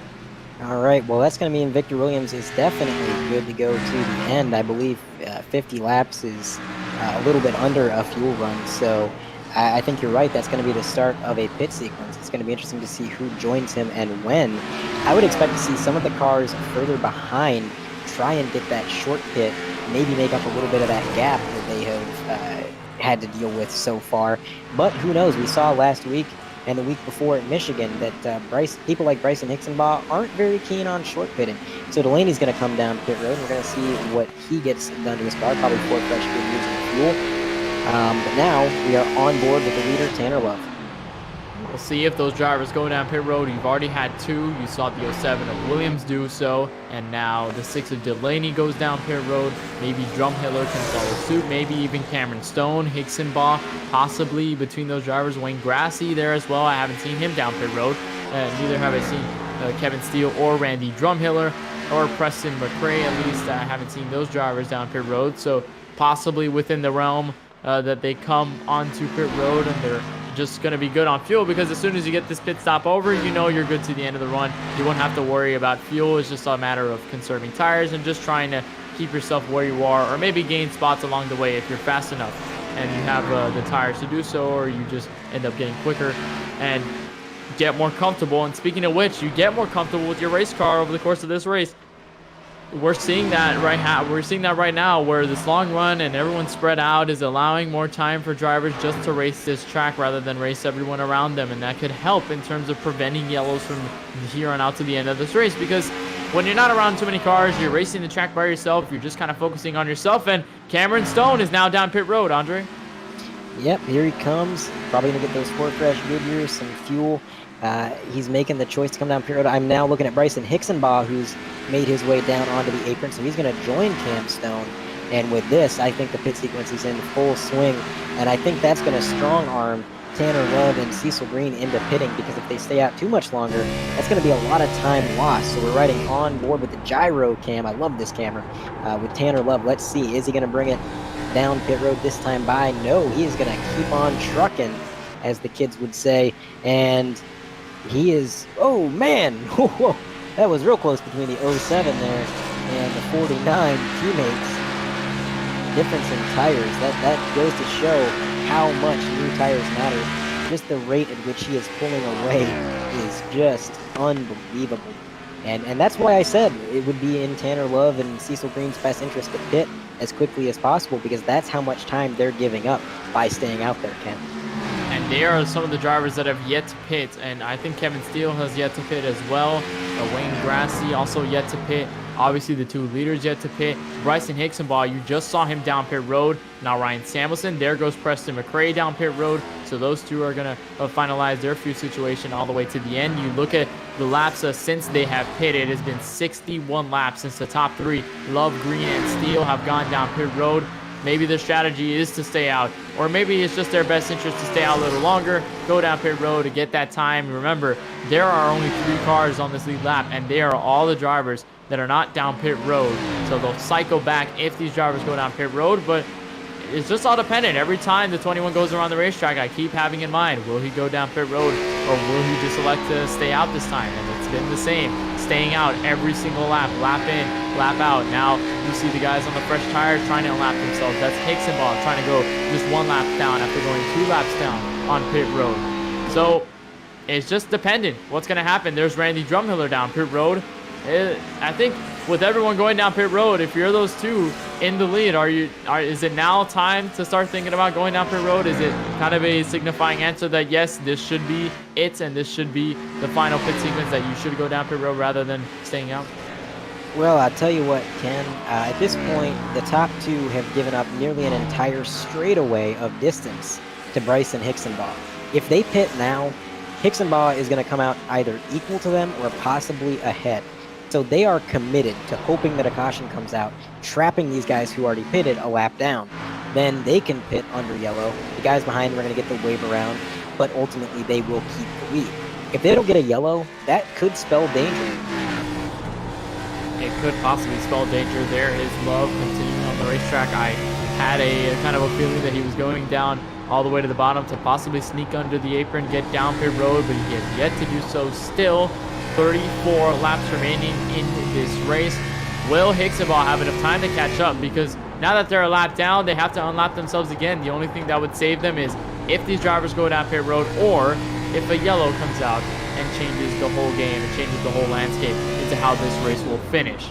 So still everyone up front, the Love, Green, Steele have yet to pit, all of them, and we have one driver updated that is now on the garage, 69 laps down. That's Joseph Lester in the 9 car that we saw go tumbling off of turn number 2.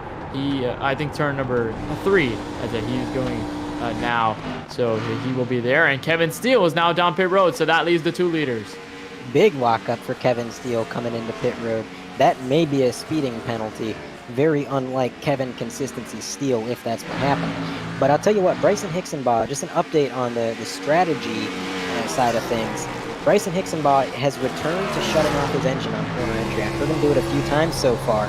So maybe they're not as good on fuel as we had initially thought. This might actually be a lot closer to trying to make it for these guys who pitted early. And maybe that's why guys like Tanner Love have stayed out so long.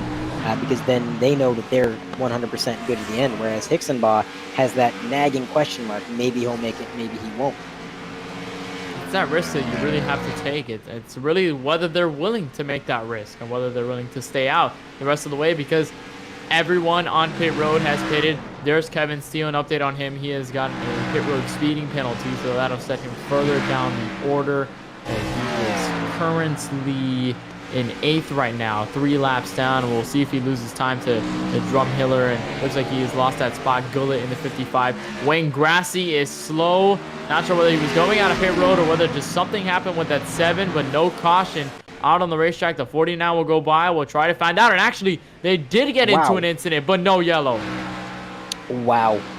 That might be the luckiest thing that ever happened to Bryson Hixenbaugh, because if that was a yellow, there are only 2 cars on the lead lap right now.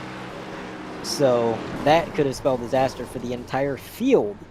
Basically anybody who isn't named Tanner Love. How that wasn't a yellow, I don't know, Ken. That was... man, the flag man must have had his glasses fall off or something, don't you think?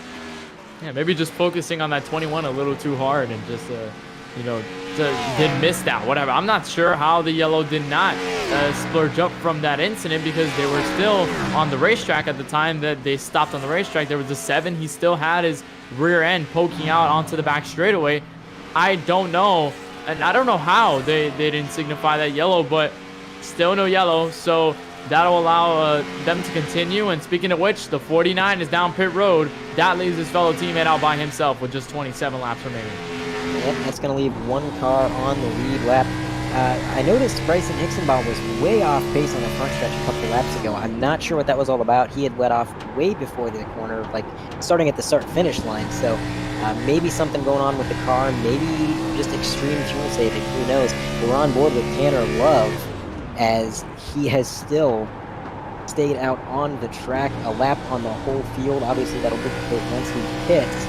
And apparently I'm hearing that their fuel run is about 75 laps, so he's going to be cutting it close. Pretty soon, he's going to have to pit. Yeah, he's going to have to, or maybe he's just safe enough to the point where he's able to stay out. But it's just the drivers on the fresh tires and whether they have enough to get back to this 21 and whether they're able to. So that would be unbelievable if he saved that much to stay out on this racetrack now that everyone's a lap down apart from him.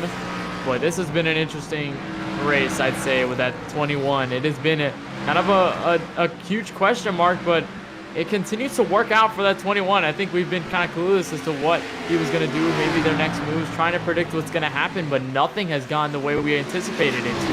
At least the green flag pit stops. I think we got that right. But still, you're looking at 5 seconds between Hixenbaugh and Tanner Love now. And so there it is, but Hixenbaugh still a lap down. Man, it is tough, I will tell you. So we're getting word from down below that apparently the reason Bryson had checked up that I had mentioned was he thought the caution had flown for that incident. I think everybody thought the caution should have come out. Bryson thought it did come out, so he checked up quite a bit, giving up a lot of time. And I'll tell you what, if Tanner Love did save enough to make it to the end, it's going to be really close, but I feel like as much faster as Bryson is lapping, he might have a chance to at least unlap himself. Now, how close he can get back to the leader, I don't know, but he may be able to get back to the lead lap just based on the speed of these fresher tires alone. Definitely some crazy strategy and crazy unexpected moves being pulled here at the end of the race, Ken. It is an interesting development. There are some of the drivers that have already pitted. Everyone else have pitted. Everyone else has pitted on the racetrack apart from that 21. It's all eyes on him, on whether inevitably maybe he does pit. Maybe he saved enough, and if he saved that much, it would just be him all the way to the end of this race, unless Hixenbaugh can unlap himself and possibly make a run for the win if he can. You see him there, right behind that 21. And remember, Hixenbaugh is on over 60 lap fresher tires than that 21. So he'll have lots of grip and lots of time to make up, as he is very quick. You'll see him now catching up slowly. I mean, not slowly. You'll do it quickly, actually. But right up to the back bumper. He'll get around, try to lap himself. He'll be the second driver on the lead lap now. That'll leave Victor Williams, the next driver, to be a lap down, and pretty much the rest of the field behind. And Williams is nowhere in sight at the moment from the 21. So now Hixenbaugh, all he has to do is just find his way one more time around this racetrack. He's got a considerable amount of time to do it. The question is, can he really pull it off? Well, here's an interesting fact here, Ken. Bryson Hixenbaugh is lapping about a second a lap faster than the leader. Now, there is 19, now 18 laps to go in the race. Lap times are about 21 seconds. If this rate continues, Bryson Hixenbaugh is going to come up just short. However, I would expect to see the 21's pace drop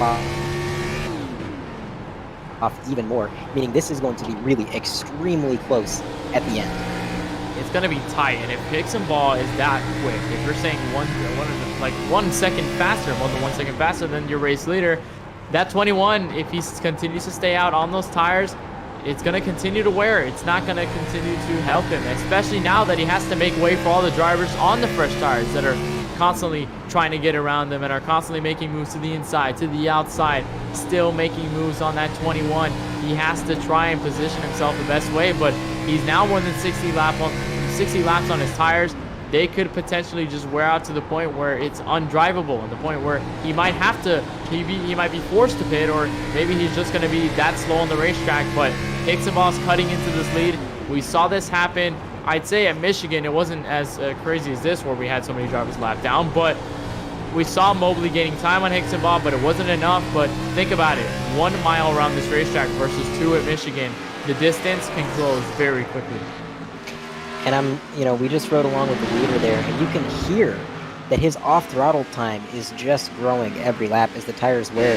The car just can't handle being on the throttle. He has so much slip in those tires now that he is coasting through nearly the entire corner. And the speed he's giving up doing that is absolutely insane. Bryson Hixenbaugh now nearly 2 seconds a lap faster that time around. He has gotten the gap down to about 17 seconds, but again, with 14 to go, it is going to be incredibly close if he can get there. So another thing to consider is if he does get to the back of the 21 car, if he can challenge for the lead, how defensive does Tanner Love play it? Obviously his car is very slow, and to throw a block probably wouldn't be very wise, but who knows, when your first league win and your first league appearance is on the line, maybe you play it a little bit defensive. So a lot of unknowns as we head into the finish of this race.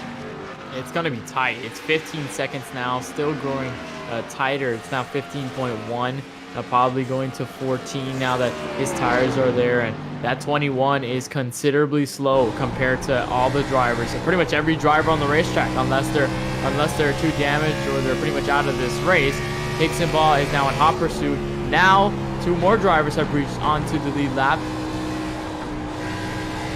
That'll be the 49 of Green and the 07 of Victor Williams. So they've gotten past the 21. They will finish this race on the lead lap if they stay there, and that'll leave 4 drivers down the lead lap. Cameron Stone is the next driver left to unlap himself, along with Delaney, Drumhiller, Steele, Samuelson, all the way back to about, I'd say, 11th or 3 laps down, of a 2-3 laps down. So they have a lot more work to gain, but Bryson Hixenbaugh now 12.3 seconds out, now 11.9 with 11 laps left in this race. Can Hixenbaugh get this done? Can he pull it off? And can he pull off a miraculous win versus a driver that stayed out this entire run? The fact that he has closed this gap up so much is very unexpected for me. I didn't expect the 21 to stay out the whole run in the first place, but I really didn't expect Bryson Hixenbaugh to nearly unlap himself 2 times in a run. So quite a showing here, and the gap is just getting smaller every time. It's 10 laps to go with the line this time, and the gap to second place is now 8.7 seconds. So for the first time, the gap in seconds is actually less than the number of laps. So that should show you how much he's closing in, as Kevin Steele now is going to get around the leader and try to get a lap back. And the gap now 7.8. He's going to get there, but can he make the pass, Ken? It's all about getting around him, and you mentioned it perfectly. You asked the question. I think that really hit it right on the head. It's whether Love will be aggressive defending this spot, or whether he just won't be fast enough to the point where he will let him by and just kind of have this second place if he's able to hold on to it. Because think about it, now Green is catching up. He's 7.3 seconds behind. So if he continues to stay out, he could lose 2, maybe 3 spots. If Williams catches up, he's 13 seconds, so maybe not that quick. But if Green is able to get around. He'll fall to third, and that'll be where he will finish if they're both able to get by. Now it's just down to 3 seconds with 7 laps to go. It's coming quick for Love. How does he approach this? It's going to be tough. And another thing to note is that Cecil Green is actually gaining on Hixenbaugh. So even if they get around Tanner Love, it's still a battle for the lead between those two. What do you make of that, Ken? Oh, man. Well, if he's gaining time on Bryson Hixenbaugh, they might be side by side to the end of this race. You see the onboard with Cecil Green. You see how close he is to that green car, the Chevrolet Camaro of Bryson Hixenbaugh. And I'm pretty sure, and you have Tanner Love in sight right up there in that orange car as well. They are all within 2 seconds of each other. Hixenbaugh is slowly approaching. He's got to get by Samuelson. Now he's going to get by. Look how quick he is approaching to the back bumper. This will be the battle for the race lead. Can Cecil Green get up to him to challenge? What will happen from here on out? Here he goes to the back bumper. He's going to make a move to the inside for the race lead. And I'll tell you what, Tanner Love played it really defensive there. Pinched Bryson down quite a bit. Can't say I blame him. You got to do what you got to do in this kind of situation. But unfortunately, his tires are just gone. There's no defending that. Now it is a battle between Hixenbaugh and Cecil Green. Now remember, Cecil Green pitted a little while after Hixenbaugh, so his tires are a lot fresher. And now Hixenbaugh is going to be on the defensive, and he is definitely at a disadvantage. 4 laps to go, coming to 3. It's going to be a tight battle for this race win. And now Tanner Love, I guess all he has to do is just root for his teammate to get a race win instead of himself for F5 Motorsports. The two have been dominant all night long. Can they take the win in their debut race in the Galaxy Cup Series? There's Cecil Green slowly catching up to Hixenbaugh. He's got the run almost to the back bumper. Now they're right there with 2 laps remaining in this race. And moving down low goes to 49, but Hixenbaugh is going to follow him down there and throw the block. Now that low entry is going to make Bryson Hixenbaugh have to lift a lot going into the corner. So that's going to allow the 49 to close the gap even more. Now at his quarter panel again, he's doing everything he can to try and get around Bryson. But so far it just hasn't stuck. We're going to be coming to the white flag this time by, Ken, and they're battling it out. Bryson Hixenbaugh is loose off turn number 4. 49 will come to the high side with just 1 lap remaining on the final lap. Coming down turn 2 for the final time. There might be the pass for the race lead. The 49 goes up high. He's got the advantage. It's all going to be dependent on what happens from here in turn 3 and 4. Off of the turn 4 for the final time. Side by side for the race lead. Who's it going to be? It's going to be Cecil Green. A first win in his debut race for F5 Motorsports. Gets it done at Dover, barely over Bryson Hixenbaugh. What an performance and what a debut for that team. Tanner Love will come home in 3rd, and a dominating performance ends with a win, not by the 21, but by the 49. We'll take another look and see how that unfolded. That is the difference between 1st and 2nd. The 49 goes by, followed by the 63. What a finish that was with all the separation in the field. I don't think anybody was expecting that kind of nail-biter finish, but there's your winner doing his celebratory donuts. Cecil Green will burn it down in the front straightaway at the Monster Mile. He's able to get it done, and what a finish. I mean, we weren't expecting that, certainly. We saw the difference. We thought Tanner Love was going to go down pit road, and he did not. He stuck it out to the end. Still P3, but it could have been a P1, but Cecil Green with that pass all the way at the end. It was a battle between him and Hixenbaugh. Side by side off turn 3 and 4, and the 49 had the fresher tires to get it done. He is your race winner. We're going to take a look at your results and see exactly where everybody finished at the checkered flag. And of course, you're looking at your race winner, the 49, Cecil Green. There is the race results right on your screen. Hixenbaugh finishes 2nd. Tanner Love will come home in 3rd after staying out the entire race. Victor Williams, another F5 Motorsport member, will finish in 4th. So 1-3-4 for that team in their debut race. Cameron Stone will come home with the top 5, 12 seconds back. Jonathan Delaney 6th. Randy Drumhiller starts the drivers under the lead, 2 laps down. Kevin Steele, Ryan Samuelson, Wayne Grassy will round out this top 10. And behind them, let's check out the rest of the field here. We got Preston McRae 11th, Brandon Gullett 12th, Jack Durham 13th, Eric Wineland in a just really struggle-filled night after multiple disconnects, multiple incidents is going to bring it home. P14, 81 laps down. Behind him, it's Joseph Lester, Dave Fugue, Danny Myatt, Cody Bird, Joey King, and Rich Petrucco rounding out your top 20. And then back to the final drivers who finished this 26-car field. It'll be Damaris Hickenbottom 21st, Jonathan Lollardo 22nd, Cameron Caldwell 23rd, Jason Taylor 24th, Daniel Fields 25th, Brian Mabry will be the final driver in this 26-car field. When we come back, we have more. We have post-race coverage coming for you here on 3Y TV. We'll have a conversation with the top three, and of course, your race winner, Cecil Green, in his debut race, taking his first ever win in this series. We'll be right back, and we'll have more coverage very, very soon. You're watching the Galaxy Cup Series live on 3Y TV.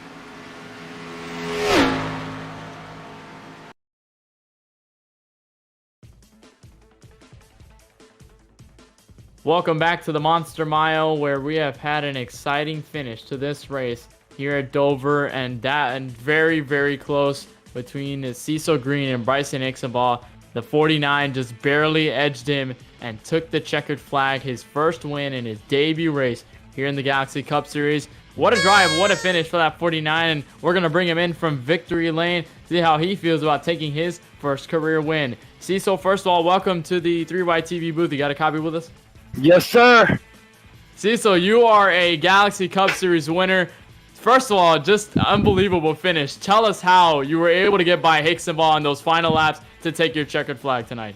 Well, I knew he was going to take that bottom coming to that white flag. I knew if I was going to get it done, it was going to have to be on the long side, on the long way around. I knew I had to go to the top. I wouldn't, and was that not an exciting finish?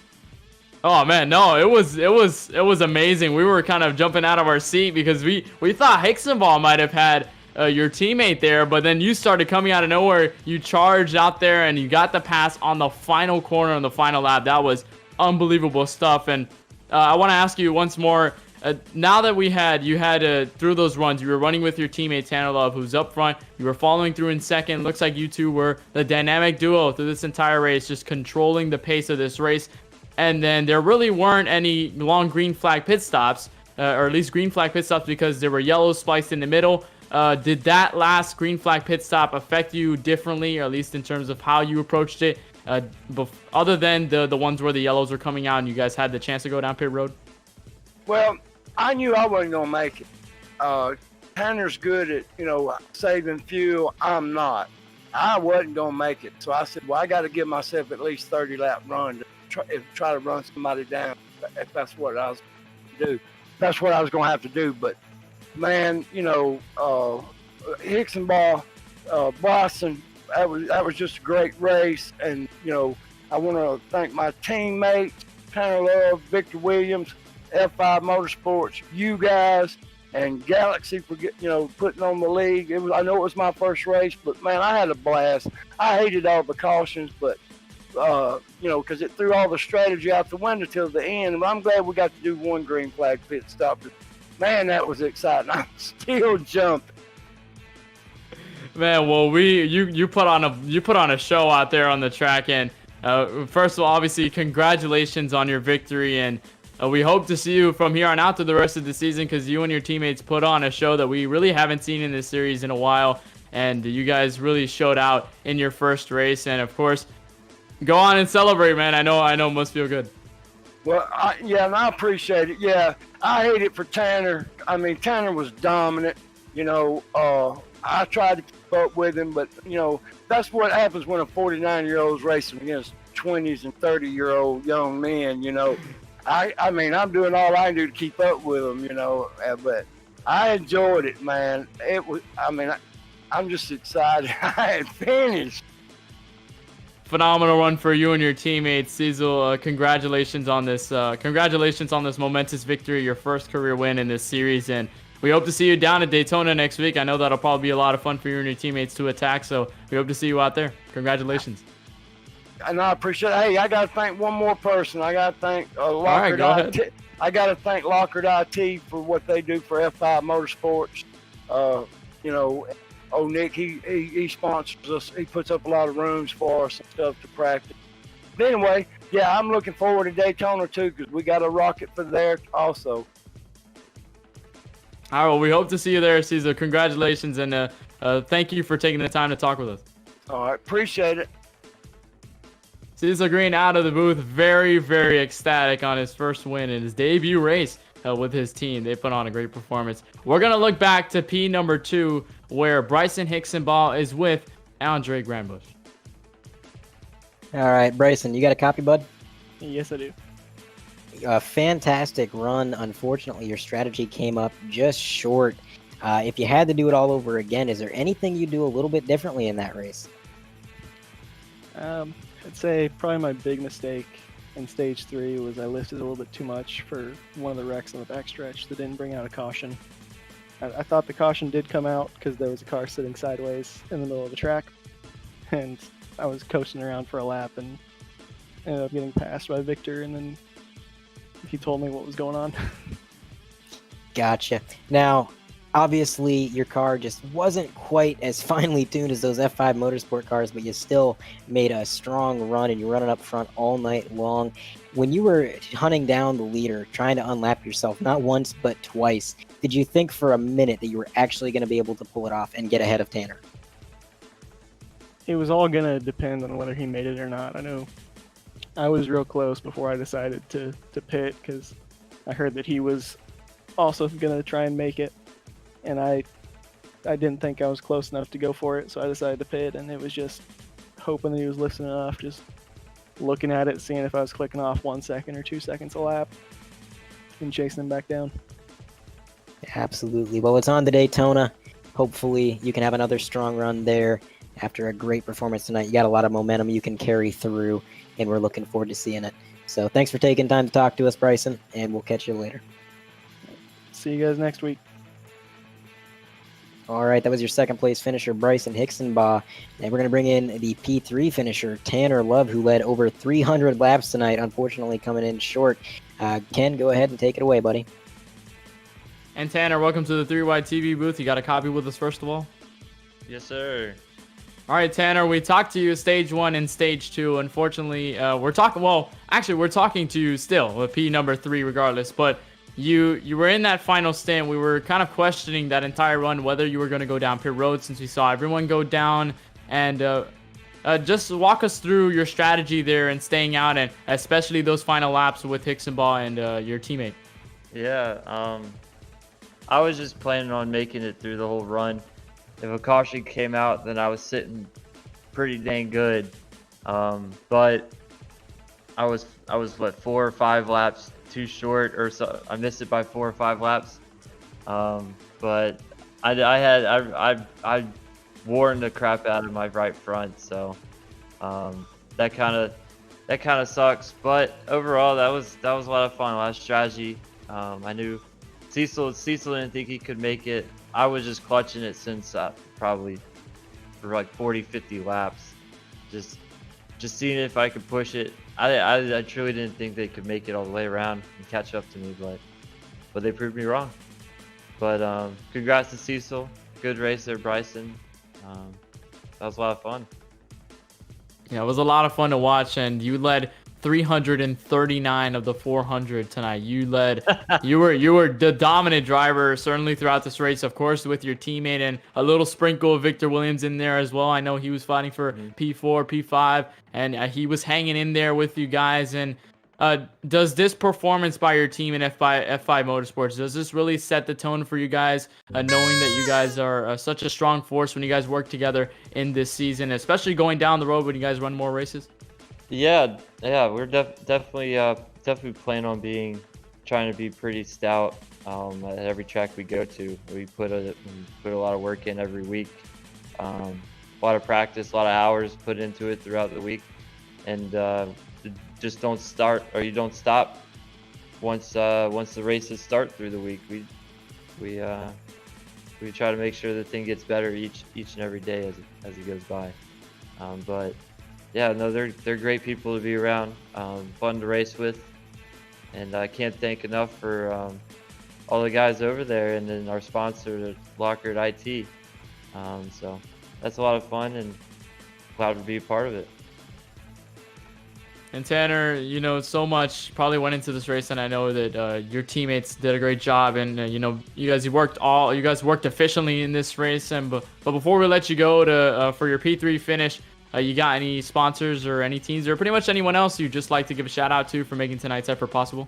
Yeah, I appreciate you guys for putting this on for us, and thanks to all the guys at Galaxy allowing us to come in.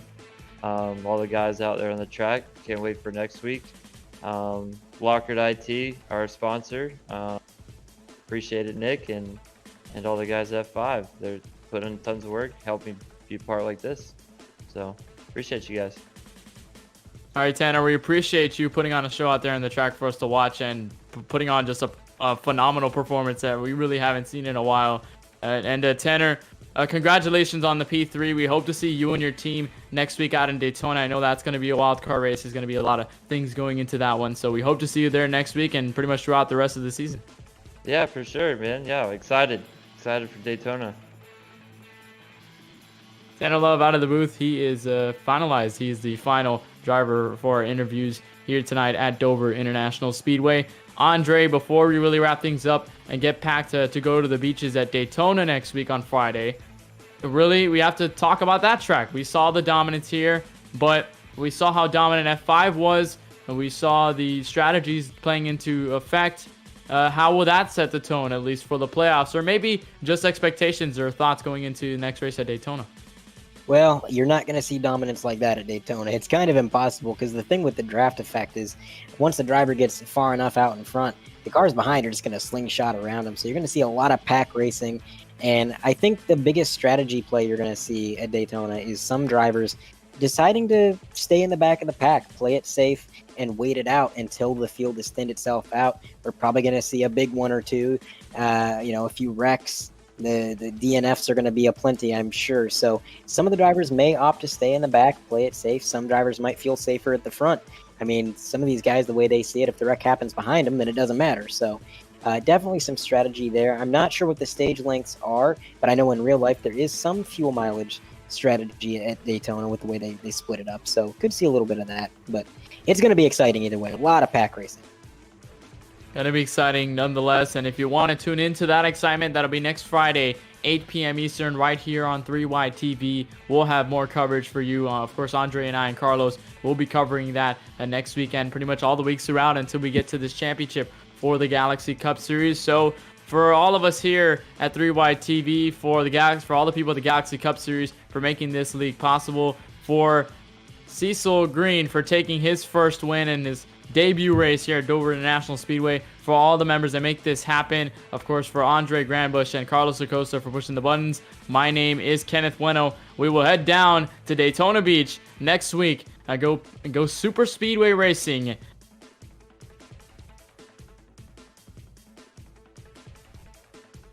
Good night, everybody. Oh, sorry. Jesus.